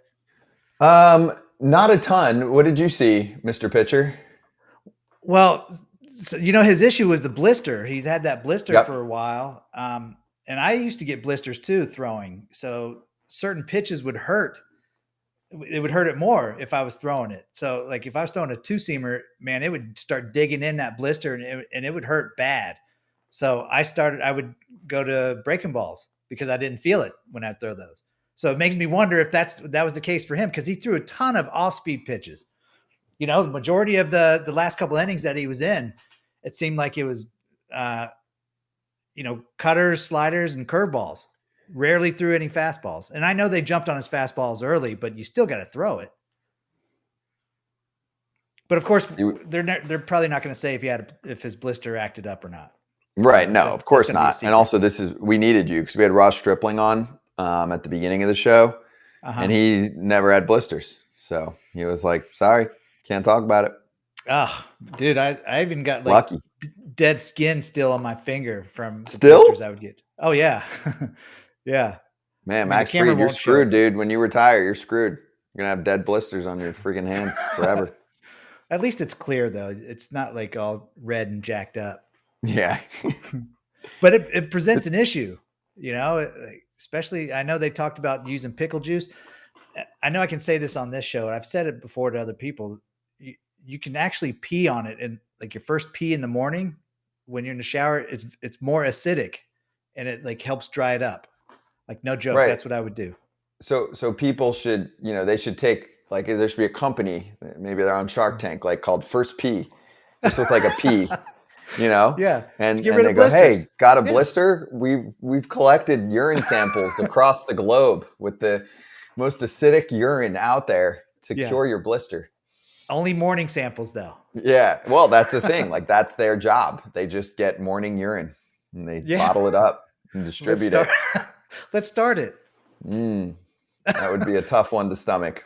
I know. But if it worked, it worked. Hey, if someone came up to you and said, yo, I got a jar of early morning piss from around the globe and this is going to cure your blister, you'd throw that shit on your hands so fast. If I was in the playoffs. Yeah. I would. Yeah. Yeah. If during regular season, I think I would just continue to try my own pee. Yeah. Well, right. Especially if if you got like a guaranteed, I don't know, 2-3 year contract, you're like, you know what? I'm going to wait this one out and make sure I'm good. Did you do the Band-Aid thing ever? Because that's what Fried did the other day when he was doing that sim game that they were doing.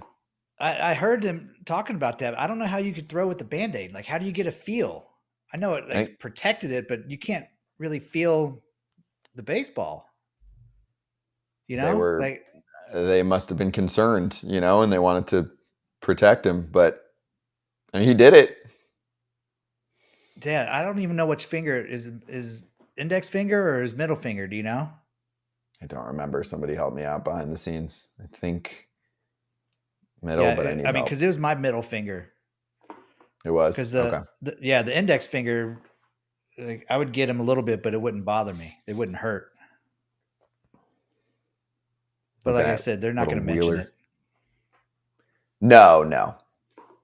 Looking at Wheeler punchies. Also, the story is, I mean, obviously Wheeler's been super nasty, but this Braves offense has overcome nasty, and we saw that last pitch. It just looked actually even worse once you get the box in there. But this Braves team has been, mostly unfazed and the best offense in the National League for sure. I mean, I know that Rangers had a great year on offense overall when you look at the numbers, but I mean, the Braves had the best top to bottom lineup of the season. Yeah. They all play every day. Actually, I remember hearing Alex Anthopoulos right before the playoffs started, was on an interview somewhere, and said they felt like the ball club ran out of gas last year in the playoffs. Oh, gosh. Could he be saying that again this year? I mean, similar lineup, similar situation at the moment against the Phils. Yeah. Well, the Braves are known for not giving guys days off, especially towards the end. They want to keep them going and keep them swinging and keep them throwing, but maybe it's something to look at, They take a lot of pride in that. Well, it's not going to feel good if they get knocked out early again because they ran out of gas. No. Well, okay, so what do we got here? Olsen picking up a quick knock. Well, they got to leave. And left that one in right over middle. Yeah. Which you've barely seen from him tonight. Right.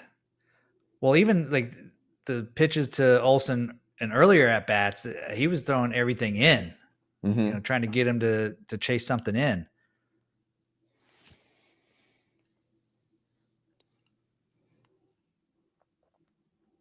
But he's got to stay in there, I would imagine. Let's see how he does against Ozuna. Pumps in a sweeper strike. So it looks like he's thrown more two-seamers now than he was earlier, too. Maybe that's why the velocity's down a little bit. He's got a little more run to his ball. Mm-hmm. Ooh, that's nasty. Because those first couple innings, that fastball throwing that he's throwing up in the zone, guys were swinging under. Those were the 97s that were kind of just riding, that kept on riding through. Yeah, we haven't seen those lately. Mm-mm. Why wouldn't you keep using that? You don't have it? Well, it looked like he just tried one there. Maybe just because going through the order multiple times, just trying to change things up, giving a different look on fastballs. Earlier in the game, he changed their eye level, getting them to chase, and now he's throwing some two-seamers to get a little bit of sink or run to get them to get themselves out. Look where that ball ended up. Yeah. I love that. But, I mean, as bad of a pitch as that was, that means his other stuff is so nasty.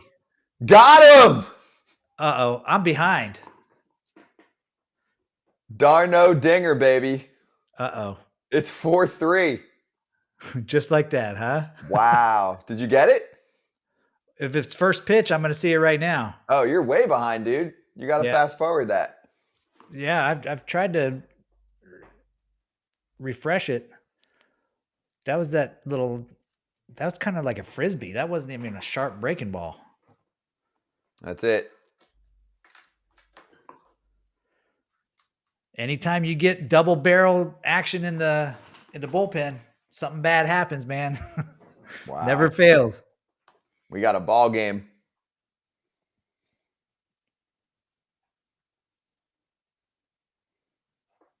Four 4-3, bottom 7. Here comes Atlanta's offense, and who but Travis d'Arnaud. We had someone in the chat earlier like, why d'Arnaud today? That is why. That's why. Sometimes you just pull the right strings, right? Yes. Very capable catcher, Mr. d'Arnaud. I feel like this is what happened to Wheeler in his other start this postseason. He dominated for the first 6 innings and then maybe kind of gassed out a little bit. It actually used to happen. There were a few Kershaw outings back in the day. Obviously he had the whole postseason can't get it done where he would pitch well for a while and they would just leave him in, an extra inning where he would get punished, I mean, obviously we're not talking about the other day. I'm talking about earlier in his career, prime Kershaw. Right. And you'd be like, oh, wow, it's like 1 run through 6 and then in the 7th or, through 5 and then the 6th, and you're like, well, you could just take them out, which is what many other teams do. I mean, hey, if you're the Phillies, you take up 4-3 in the 7th with your big boys lurking in the bullpen all day. Yeah, and I love the fact that they left him in there, kind of going hitter by hitter. Yep. Agreed. And then it just worked out for the Braves right there. Some front office people that are not in the postseason right now are sitting home like, see, I told you, you should have taken him out sooner. You should have taken him out after the 3rd. Yeah, of course they are. Of course they are. The percentages said. Yeah, d'Arnaud against Wheeler was 381 in 21 ABs. So that's why he started against him tonight. Yeah. Because you don't see that very much anymore. managers using career numbers to put somebody in? Not as much. You're saying for pitcher hitter matchups? Yeah, yeah. Yeah, some do. Some are into it. Some managers are definitely into it. And then, I mean, there's some front office staffs that are more about, like pitch shape versus pitch swing, which kind of in between. I still very wholeheartedly feel like there are some dudes that I've either spoken to that played or worked with on shows in the past that are like, yo, I saw that baseball from so-and-so out of the hand. Yeah. All right, here's Kevin Pillar pinch hitting. So where are you at, Danny? I want to see if I can tune up my speed to be at the same time as yours to an extent. Just fouled back a pitch. Now it's 1-1. Yeah, so I am 1-0. Okay, so I'm going to pause for 1 sec. You tell me when it gets to 1-1 where they're showing Alvarado. Okay. 1-1. Throwing it back. Alvarado. Okay, there we go. We're synced. Nice. Yeah, I was way behind. Yeah, you were. Now, I might get some complaints from our FT fam in the chat, like, hey, you're way behind us, but whatever. You'll take our analysis after we see what happened. You guys can tell us what happens first, whatever.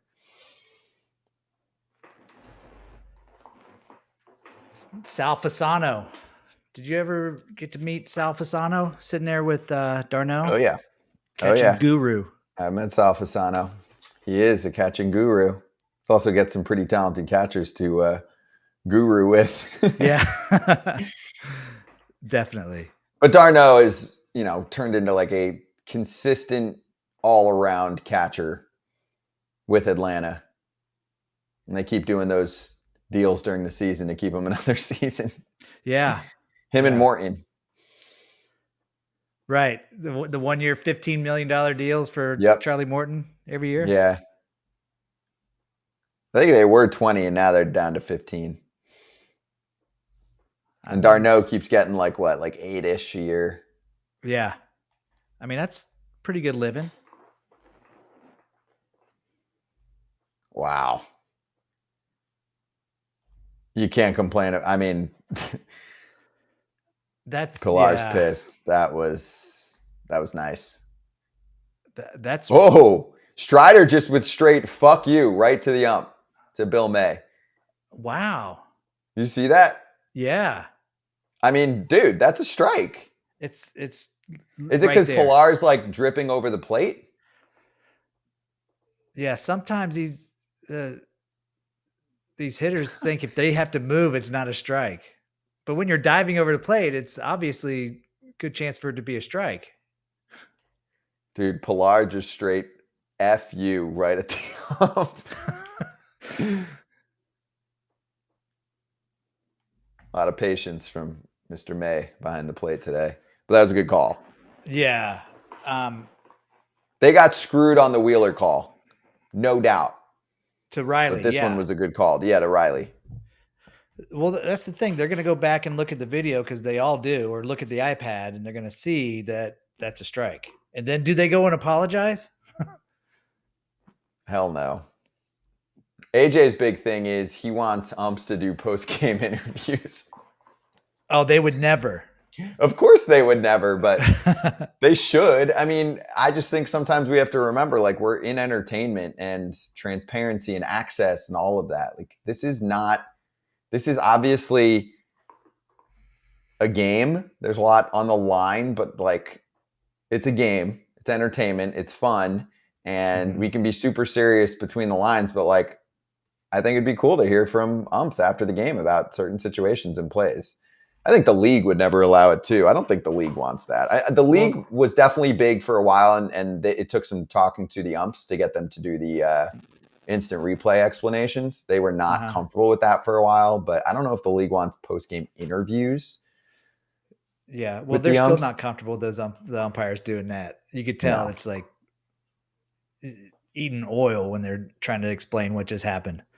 Did you bark at the umps a lot? No, man, I kissed their butts, every one of them. You're doing a great job. Yeah. Because there were some that would give me scuffed balls back, Ooh. like that. Oh yeah. One of them would, every time there was a foul ball, he would walk out to the mound and like hold 3 or 4 balls and like, which one you want? So I'd like search it through them and grab the one that's scuffed, and he'd say, okay. Wow. Yeah. Pays to be nice. Well, Were you allowed to do that? Like, is that normal protocol? The umpire gave it to me. I know, not you. I'm saying, is he allowed to do that? I don't know. Maybe not these days. I mean, I doubt it, but. Well, nobody said anything. I'm sure you weren't the only one that ump was doing that too. Yeah. You know what? Who else I think should be doing post-game interviews? The analytics departments for all the teams. Oh, yeah. Because obviously they make a lot of the moves, and these managers are stuck there trying to explain moves that they had to make because of analytics. So why can't we get them to explain? So it wasn't their fault, though. It was John Schneider. It was John Schneider who pulled Jose Barrios. Right. Yeah. John Schneider. It's his fault because he actually made the move that he was told to make. There's no fucking way. I do not believe that for 1 second. There will be an epic Legends territory one day with everyone laying out what really happened. Yeah. I can't wait for that. Exactly. I can't wait for that. Exactly. Barrios was throwing the game of his life, dude. Like, I didn't even care who won. Jays fans to get over that. Yeah, we had a great combo earlier today on FT on Foul Territory with Caitlin McGrath, if you want to look it up later. Talking to the crowd here. She addresses the back and forth with Schneider and Ross Atkins and what happens next for the Blue Jays and how, Schneider's coming back and all that. So you can give that a look. Yeah. But, by the way, the last pitch there from Alvarado was just straight down the pipe. I mean, not straight, because nothing from him is very straight coming off of the hand, but his baseballs move like crazy. So I was covering the Phillies a little bit last year on the road during the playoffs. And, one of the lines, I don't remember if it was Dombrowski or one of the coaches, they were just like, yo, when Alvarado came over, obviously they worked on a few things with him, but one of them was just like, dude, aim middle. It will move. You have trouble throwing strikes. Just chuck it down the middle, which doesn't work for most dudes because it will just be middle every time. For you, it won't. It'll rarely be middle. And when it is, your stuff still plays. So you're good. And he's like, okay. I mean, for me, I'm like, no one's tried that with him before. That can't be. I mean, he's been in the league for a while. Well, it's not shocking that nobody's tried that. I mean, yeah. Why? Because it's taboo to be like, hey, dude, just, down middle. Right. Yeah. Those are words that you're not allowed to say. Yeah. But I think back in the day, sinker ballers or guys that just couldn't control their fastballs, we would always be told, if you're having trouble, throw it down the middle, because it's not going to stay down the middle. Danny, hit refresh on your link so we can see your face move with your words. Just hit a quick little refresh and you'll be good to go. I'll carry it for 20 seconds. So we're top 8 watching. Obviously, you might be a little ahead, a little behind us. Hopefully a little ahead so we don't give anything away from you. Or hopefully you're a little ahead so we don't give anything away. But we're right back to the top of the lineup card for the Phillies. They get the first out there with AJ Minter. I mean, this is just a massive I situation. Just opened it. Oh, you're back? What's up? We got you, Danny. I'm back. You're good. I'm back. Yep. You're right back in. Danny Graves has re-entered the chat. Just a quick connection thing. You're good. As long as we're on the same page with the game. You got the bullpen phone conversation going on right now? Right on it. Minter's at 3 pitches. Taijuan Walker's incredible flow was in there. That is so at the bottom left corner. Yeah. But now we're on to Darno. What could this conversation be? Phillies are challenging. What are they challenging? I didn't see it. I was trying to get logged back in. Oh, good old technology.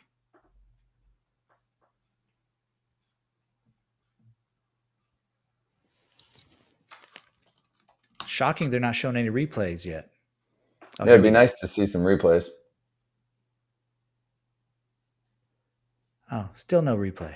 Oh, are they seeing if it hit the netting before it went in d'Arnaud's glove? That's some good eyes right there, Scott. Yeah, but still. Oh, here finally comes our first replay. Let's see. I bet it hit the netting. Let's see. Well, that angle you can't tell. That first angle, right? You got to go higher. Both angles so far are total whiff. Hopefully they're looking at better angles. Nope, it doesn't matter. He's out. Yeah, those are probably the only angles you got. Yeah. Those are not good angles. No. I didn't hear, obviously there's multiple ways to give an explanation on replay. The call can be confirmed. The call could stand, which means you don't have conclusive evidence, which happens pretty frequently. Yeah. A little pop-up. I mean, hey, I know Fried let up some runs early, but they've done a nice job containing them. Braves bullpen has been as advertised for the most part. And if you're Atlanta, you lost 3-0 game one, Danny. If I tell you they lose 4-3 game two, I'm like, well, they need to score more. This team is known for its offense. They need to go out and win some 6-5ers. That's what's going to happen for them to be a World Series team, Yeah, but all anybody talks about is how their starting pitching has struggled with injuries and the blister and Charlie Morton's out. But yeah, you still got to score runs no matter how good or bad your pitcher is doing. Yeah. But yeah, this has been great for their bullpen. Strider goes 7, so the bullpen wasn't used much in game one, and they're fresh today, especially with that day off in between. Yeah, and they had a day off. I mean, you should be super fresh. Right. For as fresh as you can be at this point in the season. For you, right? So you're out of the bullpen. It's this late in the year. You get a couple days off as a reliever, right? Let's say you didn't pitch in game one. Well, if you didn't pitch in game one, actually, you've had a ton of days off, maybe too many days off because you just pitched maybe in a sim game. Yeah, which means nothing. Yeah. So you could be real ready or real cold. Well, yeah. And I feel like guys that throw pitches that have a lot of movement, when you have that many days off, you might have some really good velocity, but you're not going to have your sharpness. You're going to be fresh as far as powerful, but I mean, you're not going to be sharp at all. Mm-hmm. Yeah. So they've been good. Yeah.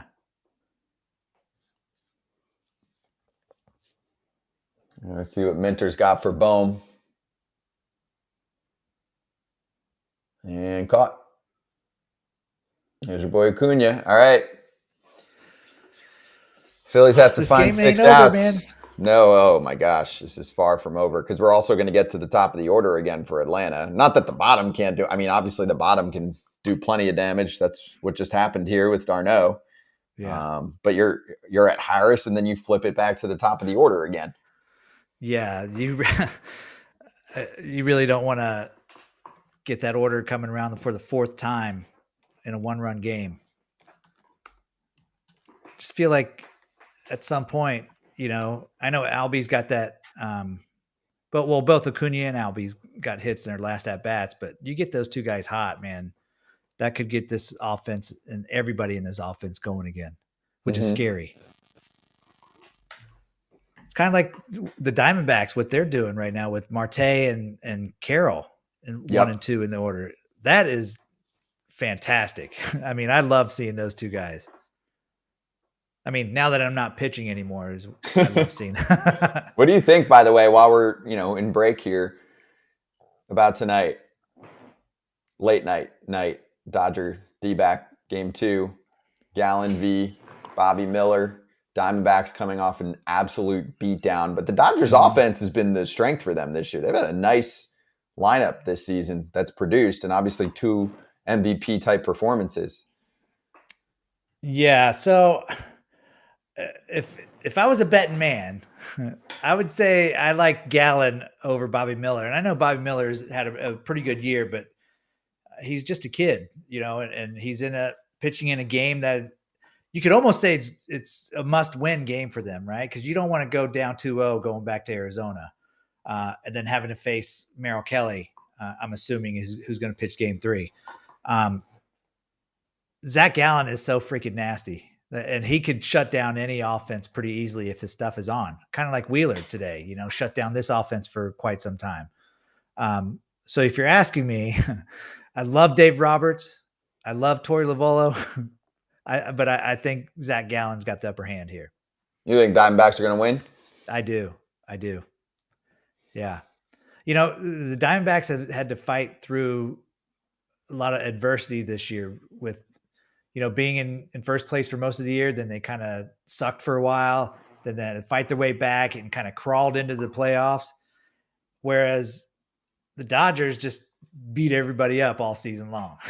So then they had this time off, and now they get back into the swing of things. And it's like Arizona's just been cruising along, just playing some baseball, I mean, I know they say momentum is only as good as your next day starter, but when you're up 1-0 in a best of 5 series and your next day starter is Zach Gallen, I'll take my chances with that. Yep.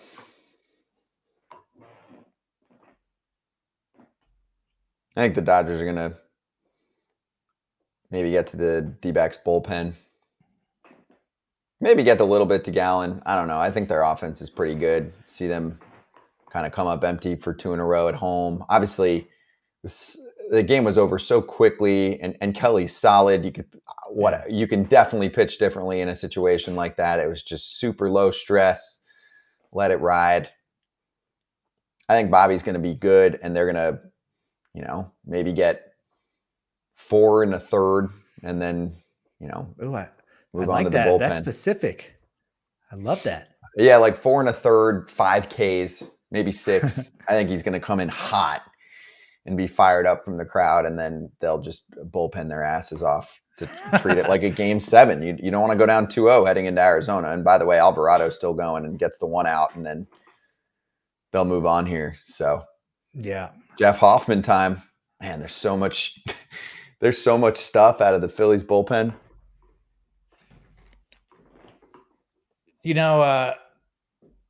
I'm okay with if the Dodgers do win, because I don't like all these sweeps. Who else doesn't like all these sweeps? Who? Suits in the league office, networks. Yeah. Me, because it's not like I have like a specific team I'm going for here. Yeah, I want to see some elimination, all or nothing kind of games, right? I want to see Game 5s. Yes, definitely. At least get us to Game 4. I mean, yeah, no, I think sweeps in the first round. There was 2 days off with no playoff baseball. Dude, I would be quite surprised if the Dodgers are swept. I will say that. If they lose, I won't be surprised. If they're swept, I'd be pretty surprised that they don't take a game in a best of 5 against Arizona, even if it's not tonight. I mean, still, and the Dodgers are favored pretty nicely, like on BetMGM right now. They're minus 160. Like that's a pretty nice number for them. And then when they go to Arizona, it's likely Brandon Pfaadt, who actually was a pretty highly touted prospect, and not every pitcher is going to be, nails right from the jump when he comes up. He definitely struggled when he first came up, and then kind of normalized to more of like a mid-rotation level guy. I mean, upside is there, but it's not there yet. So the Dodgers can definitely take it to him. And it'll probably be fought against like maybe Lynn / like Yarborough kind of combo in that Game 3, 2 of Foul Territory's favorites. But we'll fought that first game that he threw against Milwaukee. I think the whole baseball world figured that Corbin Burns was going to win that game and the Brewers going to take Game 1 for sure. But I mean, he kind of held them in it. And I guess that's all they would need from him. Just a few innings, just to get the game underway, especially if Gallen is going deep into the game tonight, regardless of the outcome. Kind of use him as the opener, however many innings they want him to go. Yep. And by the way, I'm sorry on Yarborough, he's not on the roster. But He's not. I Robert didn't said know today he didn't see anyone other than Lynn starting. Yeah, Yarborough actually did some good work for them this year, but no, apparently not on the DS roster. Nick Morris goes, Bobby's going to be throwing 105 tonight. Yeah, he's going to bring it. I'm very excited. I like to see like a rookie who's got some confidence coming in. I mean, quickly can make a name for yourself in a postseason like this. Yeah. All right, Kind of like Francisco Rodriguez back in the day. Yeah, well, out of the bullpen, hell yeah. All right, Acuna gets hit on the elbow guard. That's trouble. Are Braves fans pissed? Like that? You want that? I want Acuna on base in that spot. Yes, because they want to see a homer from him. Dude, I just got someone in scoring position right from the jump. You know he's getting second. Yeah. I mean, look, he got like it barely skimmed the freaking pad there. Elbow, yeah. Yeah. Barely. He probably didn't feel that. No, not much. So he absolutely going, right, in this at bat. Yeah. When's he going? Go first pitch. Nope, not first pitch.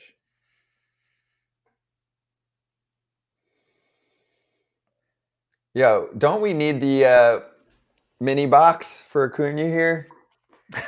I like the mini box. I do too. Why don't we do that anymore? Maybe they don't have people that know how to work that gadget. And no, you see, come like, on.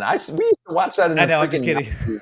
I know, but like, I wonder if stolen bases got so rare that they were like, fuck it. But I mean, this dude topped 70 this year. Can we get a little cam bottom right corner, please? Yeah, I used to love seeing how many steps off they would get.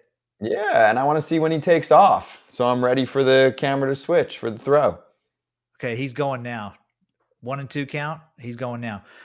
I would love to have heard what at some point this season. You got 2 catchers on the show all the time, AJ and Kratz. What they think about this? The catchers dropping to a knee, because Real Muto goes straight to a knee as the pitch is coming. We got actually quite a few questions about that. Just didn't get the opportunity to sneak that in there. They've talked about it. I'm sure they both despise it, but no, actually, I think Kratz is okay with it. I think he said with nobody on. I don't know. I'm not going to act like I know what I'm saying when I have with nobody on. Great 2 catchers. Right. Oh, a little excuse me swing. You take that for an out, and Acuna didn't get the second on his. If Acuna stole like first or second pitch, he's on third now. Yeah. Yeah. Not that it really matters. I mean, a hit scores him basically regardless. No. Yeah, but pass ball, wild pitch. Right. True. Especially with Less catchers going on to Hoffman. their knees. Yep. You're right. It's a good call. And I know Real Muto's one of the best out there, but still. You surprised Acuna didn't test him? Totally surprised. I wonder, like, his hammy wasn't feeling good towards the end of the season. It's got to be feeling good now, right? Yeah, and he ran plenty still down the stretch. No, maybe not as much, but he definitely picked up some swipes, and pretty easily he was taken off. There's no way they put the red light on him. He had to. No. Yeah, he had to have been able to go. Yeah. Maybe he just couldn't get a read. Close take there for Riley. Especially after that one he got rung up on. Exactly. Yeah, if it's 2 strikes and Hoffman was paying attention earlier, you're going low and away. Oof, just challenge pitch. Yeah. They call that good old-fashioned hardball, right? Yeah, and that was a great crowd shot there too. How am I think I'm behind you again. Again, Danny. After this at bat, we'll fix it. Slider, well in front of the plate. All right, so I got Acuna on right now. Now Real Muto. Where are you at? Now Real Muto. Okay, tell me when it's. Hold on, I'll tell you. Tell me when you're back on Hoffman for a ISO close-up shot. Okay. Hoffman, ISO. Okay, boom. We should be equal now. And you see that, I mean, that pitch was spiked right there. Oh, he went to third on that. No, there you go.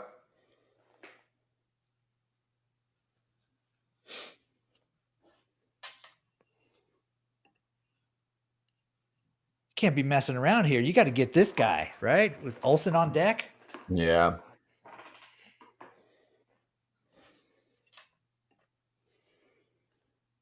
Right, you're going to go to righty-lefty. Uh-oh. Oh, baby. Oh, my goodness. Wow. This series is turned upside down. What a fucking comeback. Oh, shit. 5-4 ATL. Well, there's the damn offense we've been watching all year. Yeah. Yep. Oh, Austin Riley saves the day. Holy shit. Wow. Wow. That's a 3-2 breaking ball. Clobbered. Yeah, like. Wow. And it almost felt like he was out in front just a little bit, but he's such an ox, dude. He's so big and strong. We have got ourselves a damn series. See, I spent so many years, like a decade, on the road in October at the ballparks in these kind of situations where it's like, oh, this series is over. And then you get the late comeback, and then you go into the Phillies clubhouse right after the game if they end up losing. And they're like, well, you know, our goal is just to, you know, go back home with the series even and whatever, you know. Right. What a freaking shot for Austin Riley. There are so many pumps in this freaking offense. Remember seeing, I mean, the amount of dudes that have 30, 40 plus homers. Olsen ended up with what, 50-something? 54. But 54. Rosario, I think the 7-hole has got close to 80 RBIs. What a damn run for this Braves team to come back down 4-0. And obviously they'll make a little call to the bullpen and go get Gregory Soto. Wow. Holy shit. What a comeback by Atlanta. But I love this though. Like this is great for baseball fans. Sucks if you're a Phillies fan, but who cares, right? Like, I mean, this is what baseball needs. They need back and forth like this. And all the Braves fans that are pissed that Acuna got like touched on the arm guard are like, yeah, that's fine. You can do that. No problem. Yeah. Man, he was one pitch away. Yeah. You know, it just makes you wonder, like 3-2 breaking ball, is that his best pitch to get him out? Because clearly that was the last batter he was facing no matter what with Olsen on deck. Right. Like, is that really the pitch you want to get beat on? I mean, of course, we all can second guess, but I mean, he's throwing 98 miles an hour. Yeah, Jeff Hoffman's been around a long time, dude. He was a first-round pick, 9th overall back in 2014, and acquired by the Rockies in the Troy Tulowitzki deal. He was one of the main dudes acquired there. And then had Tommy John surgery earlier on there, kind of bounced around, starter. Obviously, now he's a reliever. And the Phillies were thinking about bringing him up. And in late April, he was at their ballpark with some other AAA guys throwing BP to Bryce Harper as we get our streams up here with Olsen against Soto, right? So he's throwing batting practice, like live BP to Bryce, who was coming back from the Tommy John surgery, and he had an opt-out in his contract on May 1st. And I remember reading this article from Matt Gelb, and who covers the team for The Athletic, and he said that Hoffman had an offer to go to Japan to pitch. And Harper went to the team, like front office, probably Dombrowski or someone, and was like, yo, are we going to keep this guy? And then they brought him up to get in front of that opt-out. And he's been nasty. He's been nasty. Another great part of the bullpen until now. Yeah. I mean, you know, when he was with Cincinnati for the last couple of years in rotation and just would take beatings. Like, Yeah. if somebody could have seen that he was a bullpen guy, have success down there in the bullpen. I mean, obviously this one pitch is not going to ruin his future earnings, but I mean, what a difference moving out of that rotation has done for him.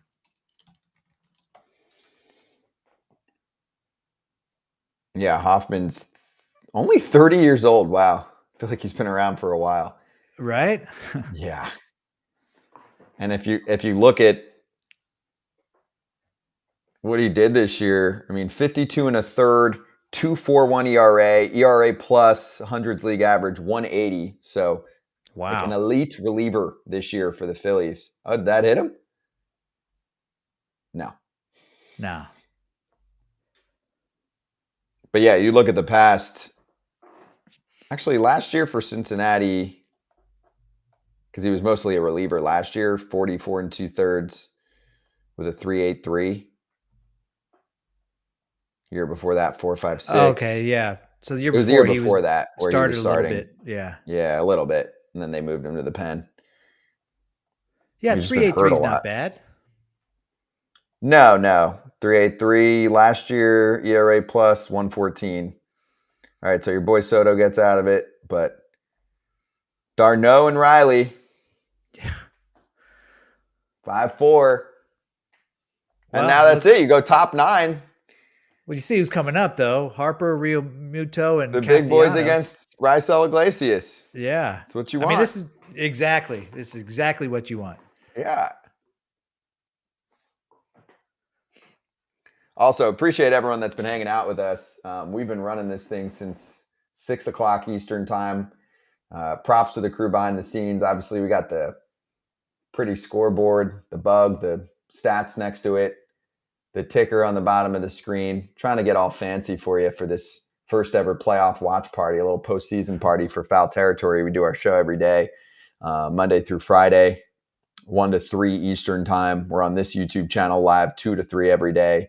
1 to 2 is Stadium, which you can also catch Danny on a variety of shows. You want to give yourself a little, where you at, Danny? Where can we follow you, and where can we watch you besides obviously popping up on FT here and there, and a couple weeks ago taking the trip with us to Cincinnati? Yeah, so with Stadium, I hop on live on the line every Monday right before Foul Territory comes on. So back to back with those guys, where I get to bet on place bets on baseball, football, whatever. Sometimes hockey. I just like to throw out random bets on everything, Scott. And and then I do the rally, which is on from Bally Sports. Do that usually a lot of times every Friday. I was just there actually last week, Monday through Wednesday. And also on Monday, I do Inside Baseball with me, Steve Phillips, and Russell Dorsey, another regular on Foul Territory. So that's right. It's kind of all over the place. One big happy fam. Yeah, Russ was on earlier today, and that's all posted on YouTube from the live show. And if you're a pod person and maybe you're out somewhere and you want to listen on the way home, we got into each series one by one. A lot of talk about Astros Twins because AJ's covering that series, and little Orioles Rangers talk. Man, for me, AJ asked me, he was like, which series has a better chance of not being a sweep, right? Out of Braves Phillies and Orioles Rangers. And now I sound smarter because I said Orioles Rangers. I was like, I can't see the Rangers offense being bottled up for 3 consecutive games enough. Like for them to not have like between 5 and 10 runs in one of their next 3 games. Like it's a really hot lineup right now. Yeah. It's really deep. It's so much different than what it was at points during the season, based on everybody now being pretty much healthy in that lineup and having the rookie in Young back and the rookie addition in Carter. It just makes it nasty. And also, if you have Leody Taveras doing anything for you, I mean, that's like the one dude where like, oh, maybe I get an easier out here, Yeah. Yeah. Well, you feel like once you get past Simeon and Seager, you may be okay, take a little breather, but that lineup just, it doesn't end. No. And And plus, I mean, it doesn't help when you walk them 11 times. I think it was 10 or 11 times in that last game. Corey Seager 5 times by himself, but it's tough to win a ball game when you walk that many players. Agreed. Yeah, Baker, I mean, really blew it for them yesterday. All right, so we got Harp, 3-1. You just got to get someone on here. And then obviously it'll get really interesting if you get someone on for Philly because almost anybody has been running for them. Yeah. Geez, Mentor wasn't even close on any of those. Wow, walked him.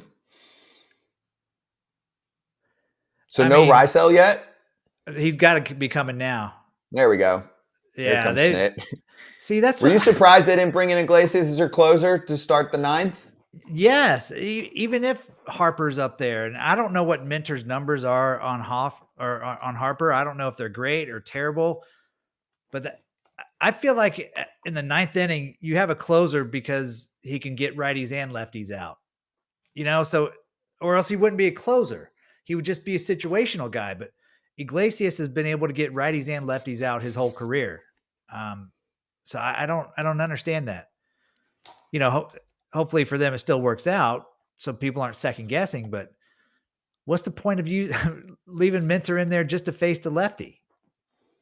Bryce Harper can hit lefties too. It's not like he can't hit lefties. Yeah, but Mentor versus a lefty. Okay. And obviously Mentor can give you more than 3 outs, but it's a debate. Easy for us to say once Harper gets walked, but I mean, Mentor didn't have the same control just now. Right. But that's what I'm saying.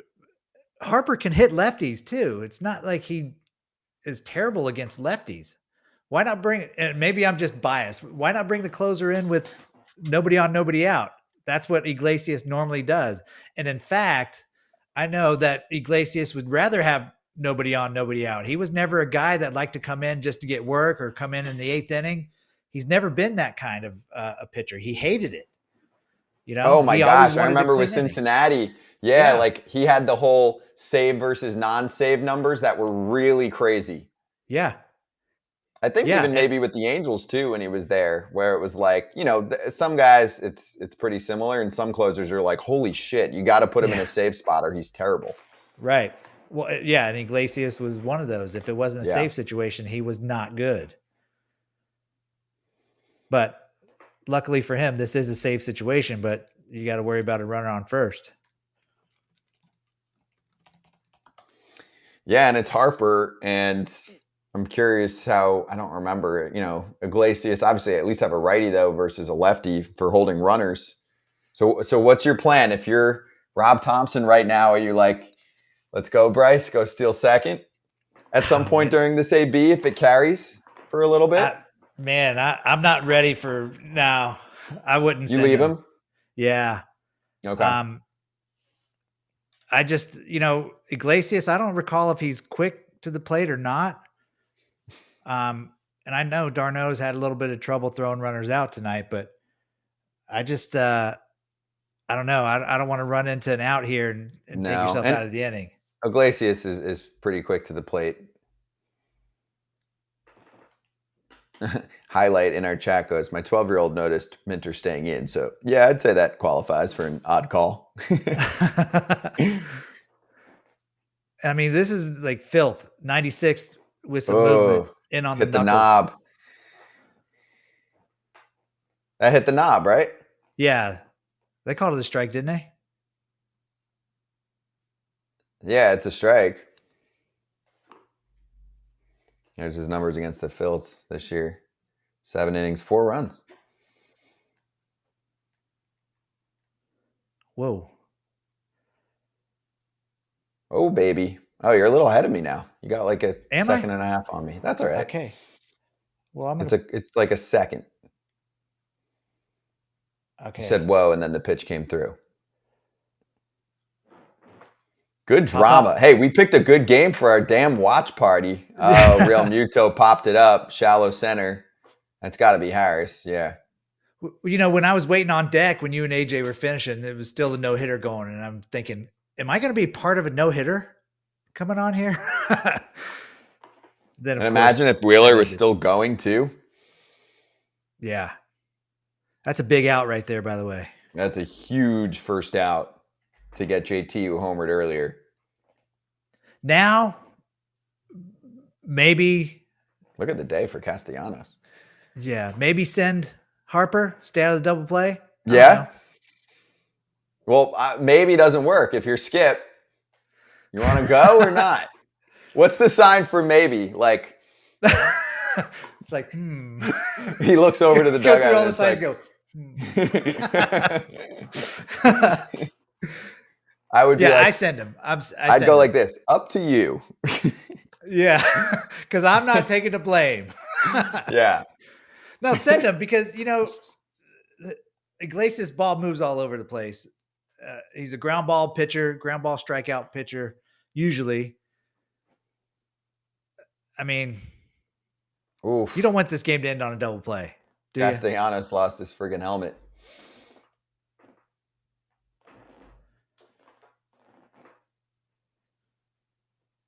What a damn game. Jackson said Harper's 7 for 10 off Iglesias with 4 homers. Okay, fair. They looked at the pitcher hitter matchup. Wait, what was it? Say it again. He said it was 7 for 10 off Iglesias with 4 homers. Wait, Castellanos? No, or Harper. Harper. We're still back on why he left Minter in for Harper. So okay. All right. I mean, yeah, that's.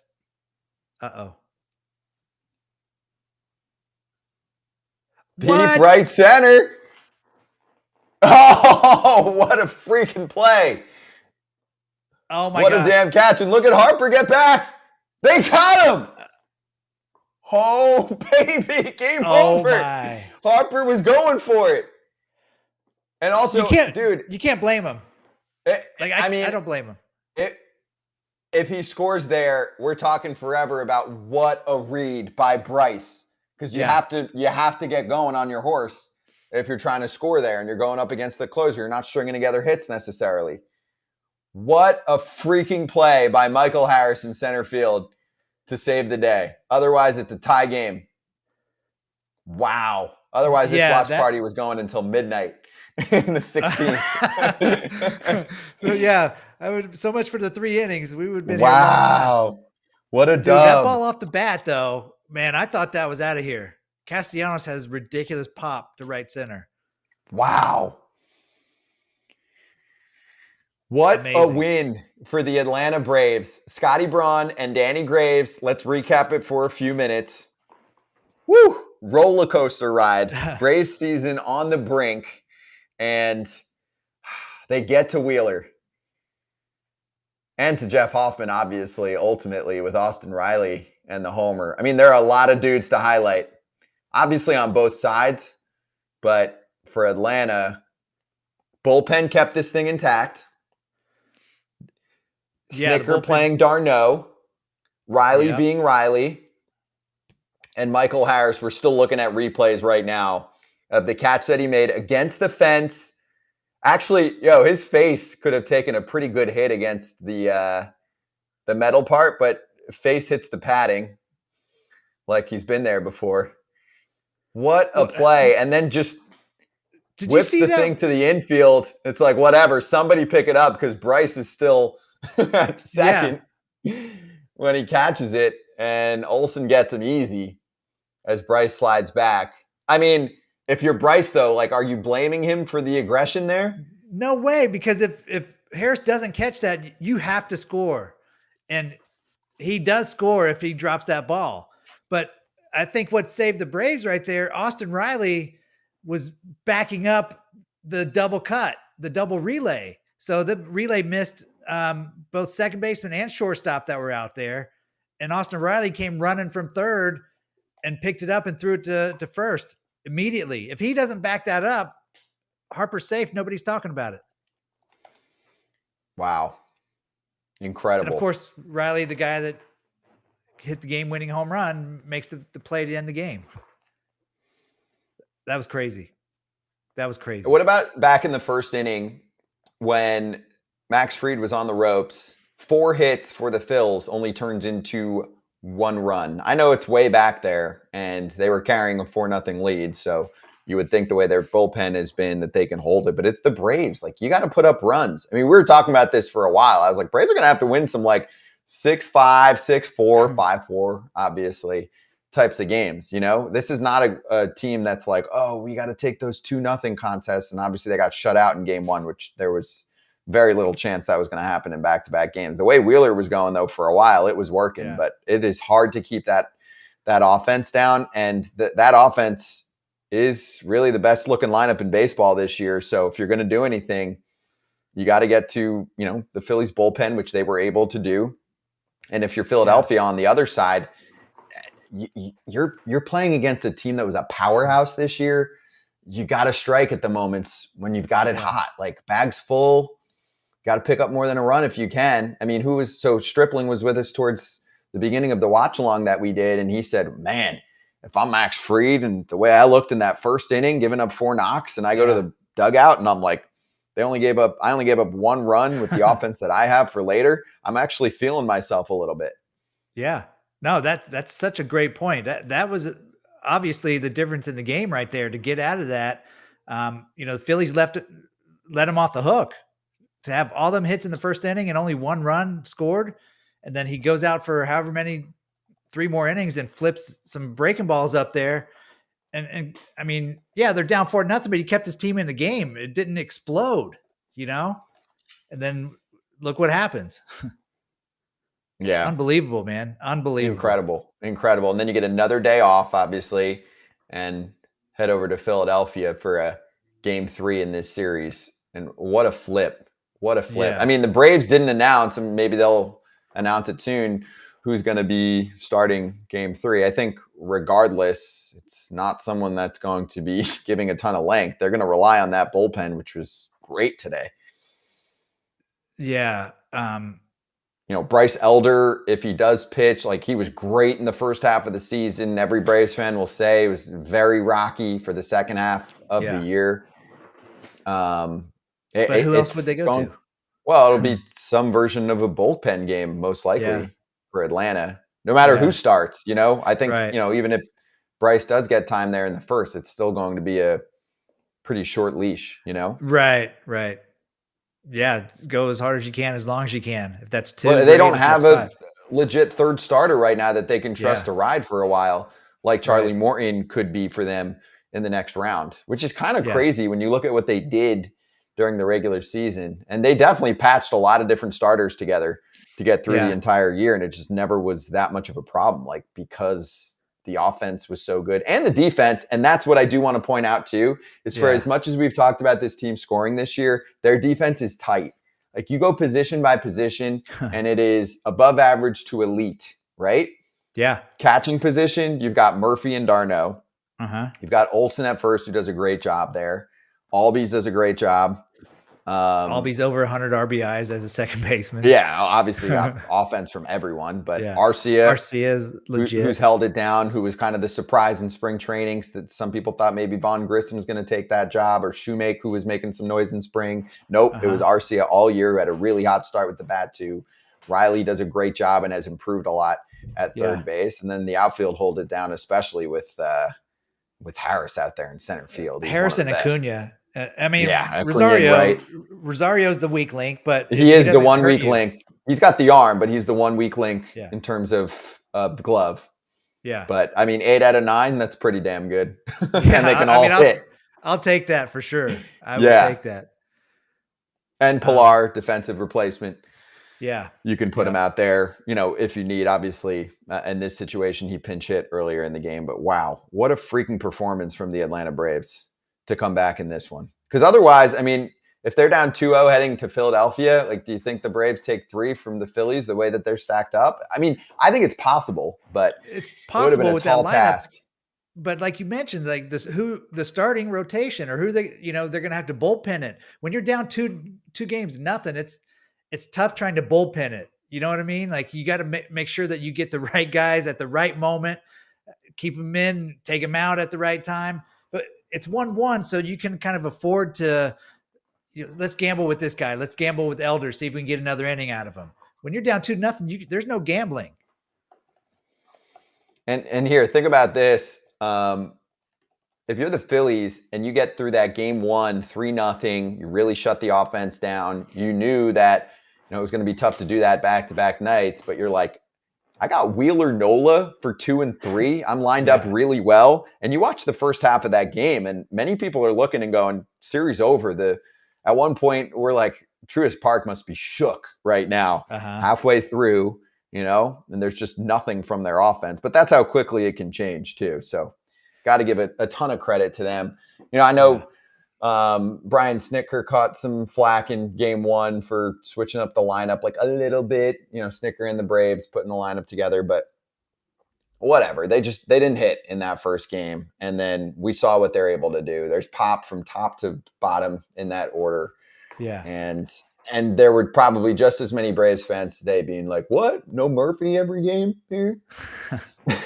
Well, yeah. I mean, when Snitker did his in-game interview, I don't even remember what was talked about, but he was so calm, and what was happening. And at that time, they were down 3 or 4 to nothing. And it's like, yeah, we got to piece together some hits and some good at bats. Like there was no stress at all with him, and that's why they love this guy. They love him over there. It's like thinking, oh, I got this powerful offense. I know we can put together some runs real easily. And they did that. You almost wonder if that's like changes the whole rest of the series, Oh, for sure. Just kind of wakes up that offense, and now there's no more questions is where's the offense? Yeah, and the thing is, and we've talked about this, these are division rivals. Like it's nothing new. The book is all out, right? Actually, they asked Zach Wheeler, they said, hey, do you think, you look extra at your previous matchups against Atlanta because you faced them so much, or it's more like you don't have to look much because you just got the feel and the book on everybody that you're facing, and he's like option 2. Like I'm good.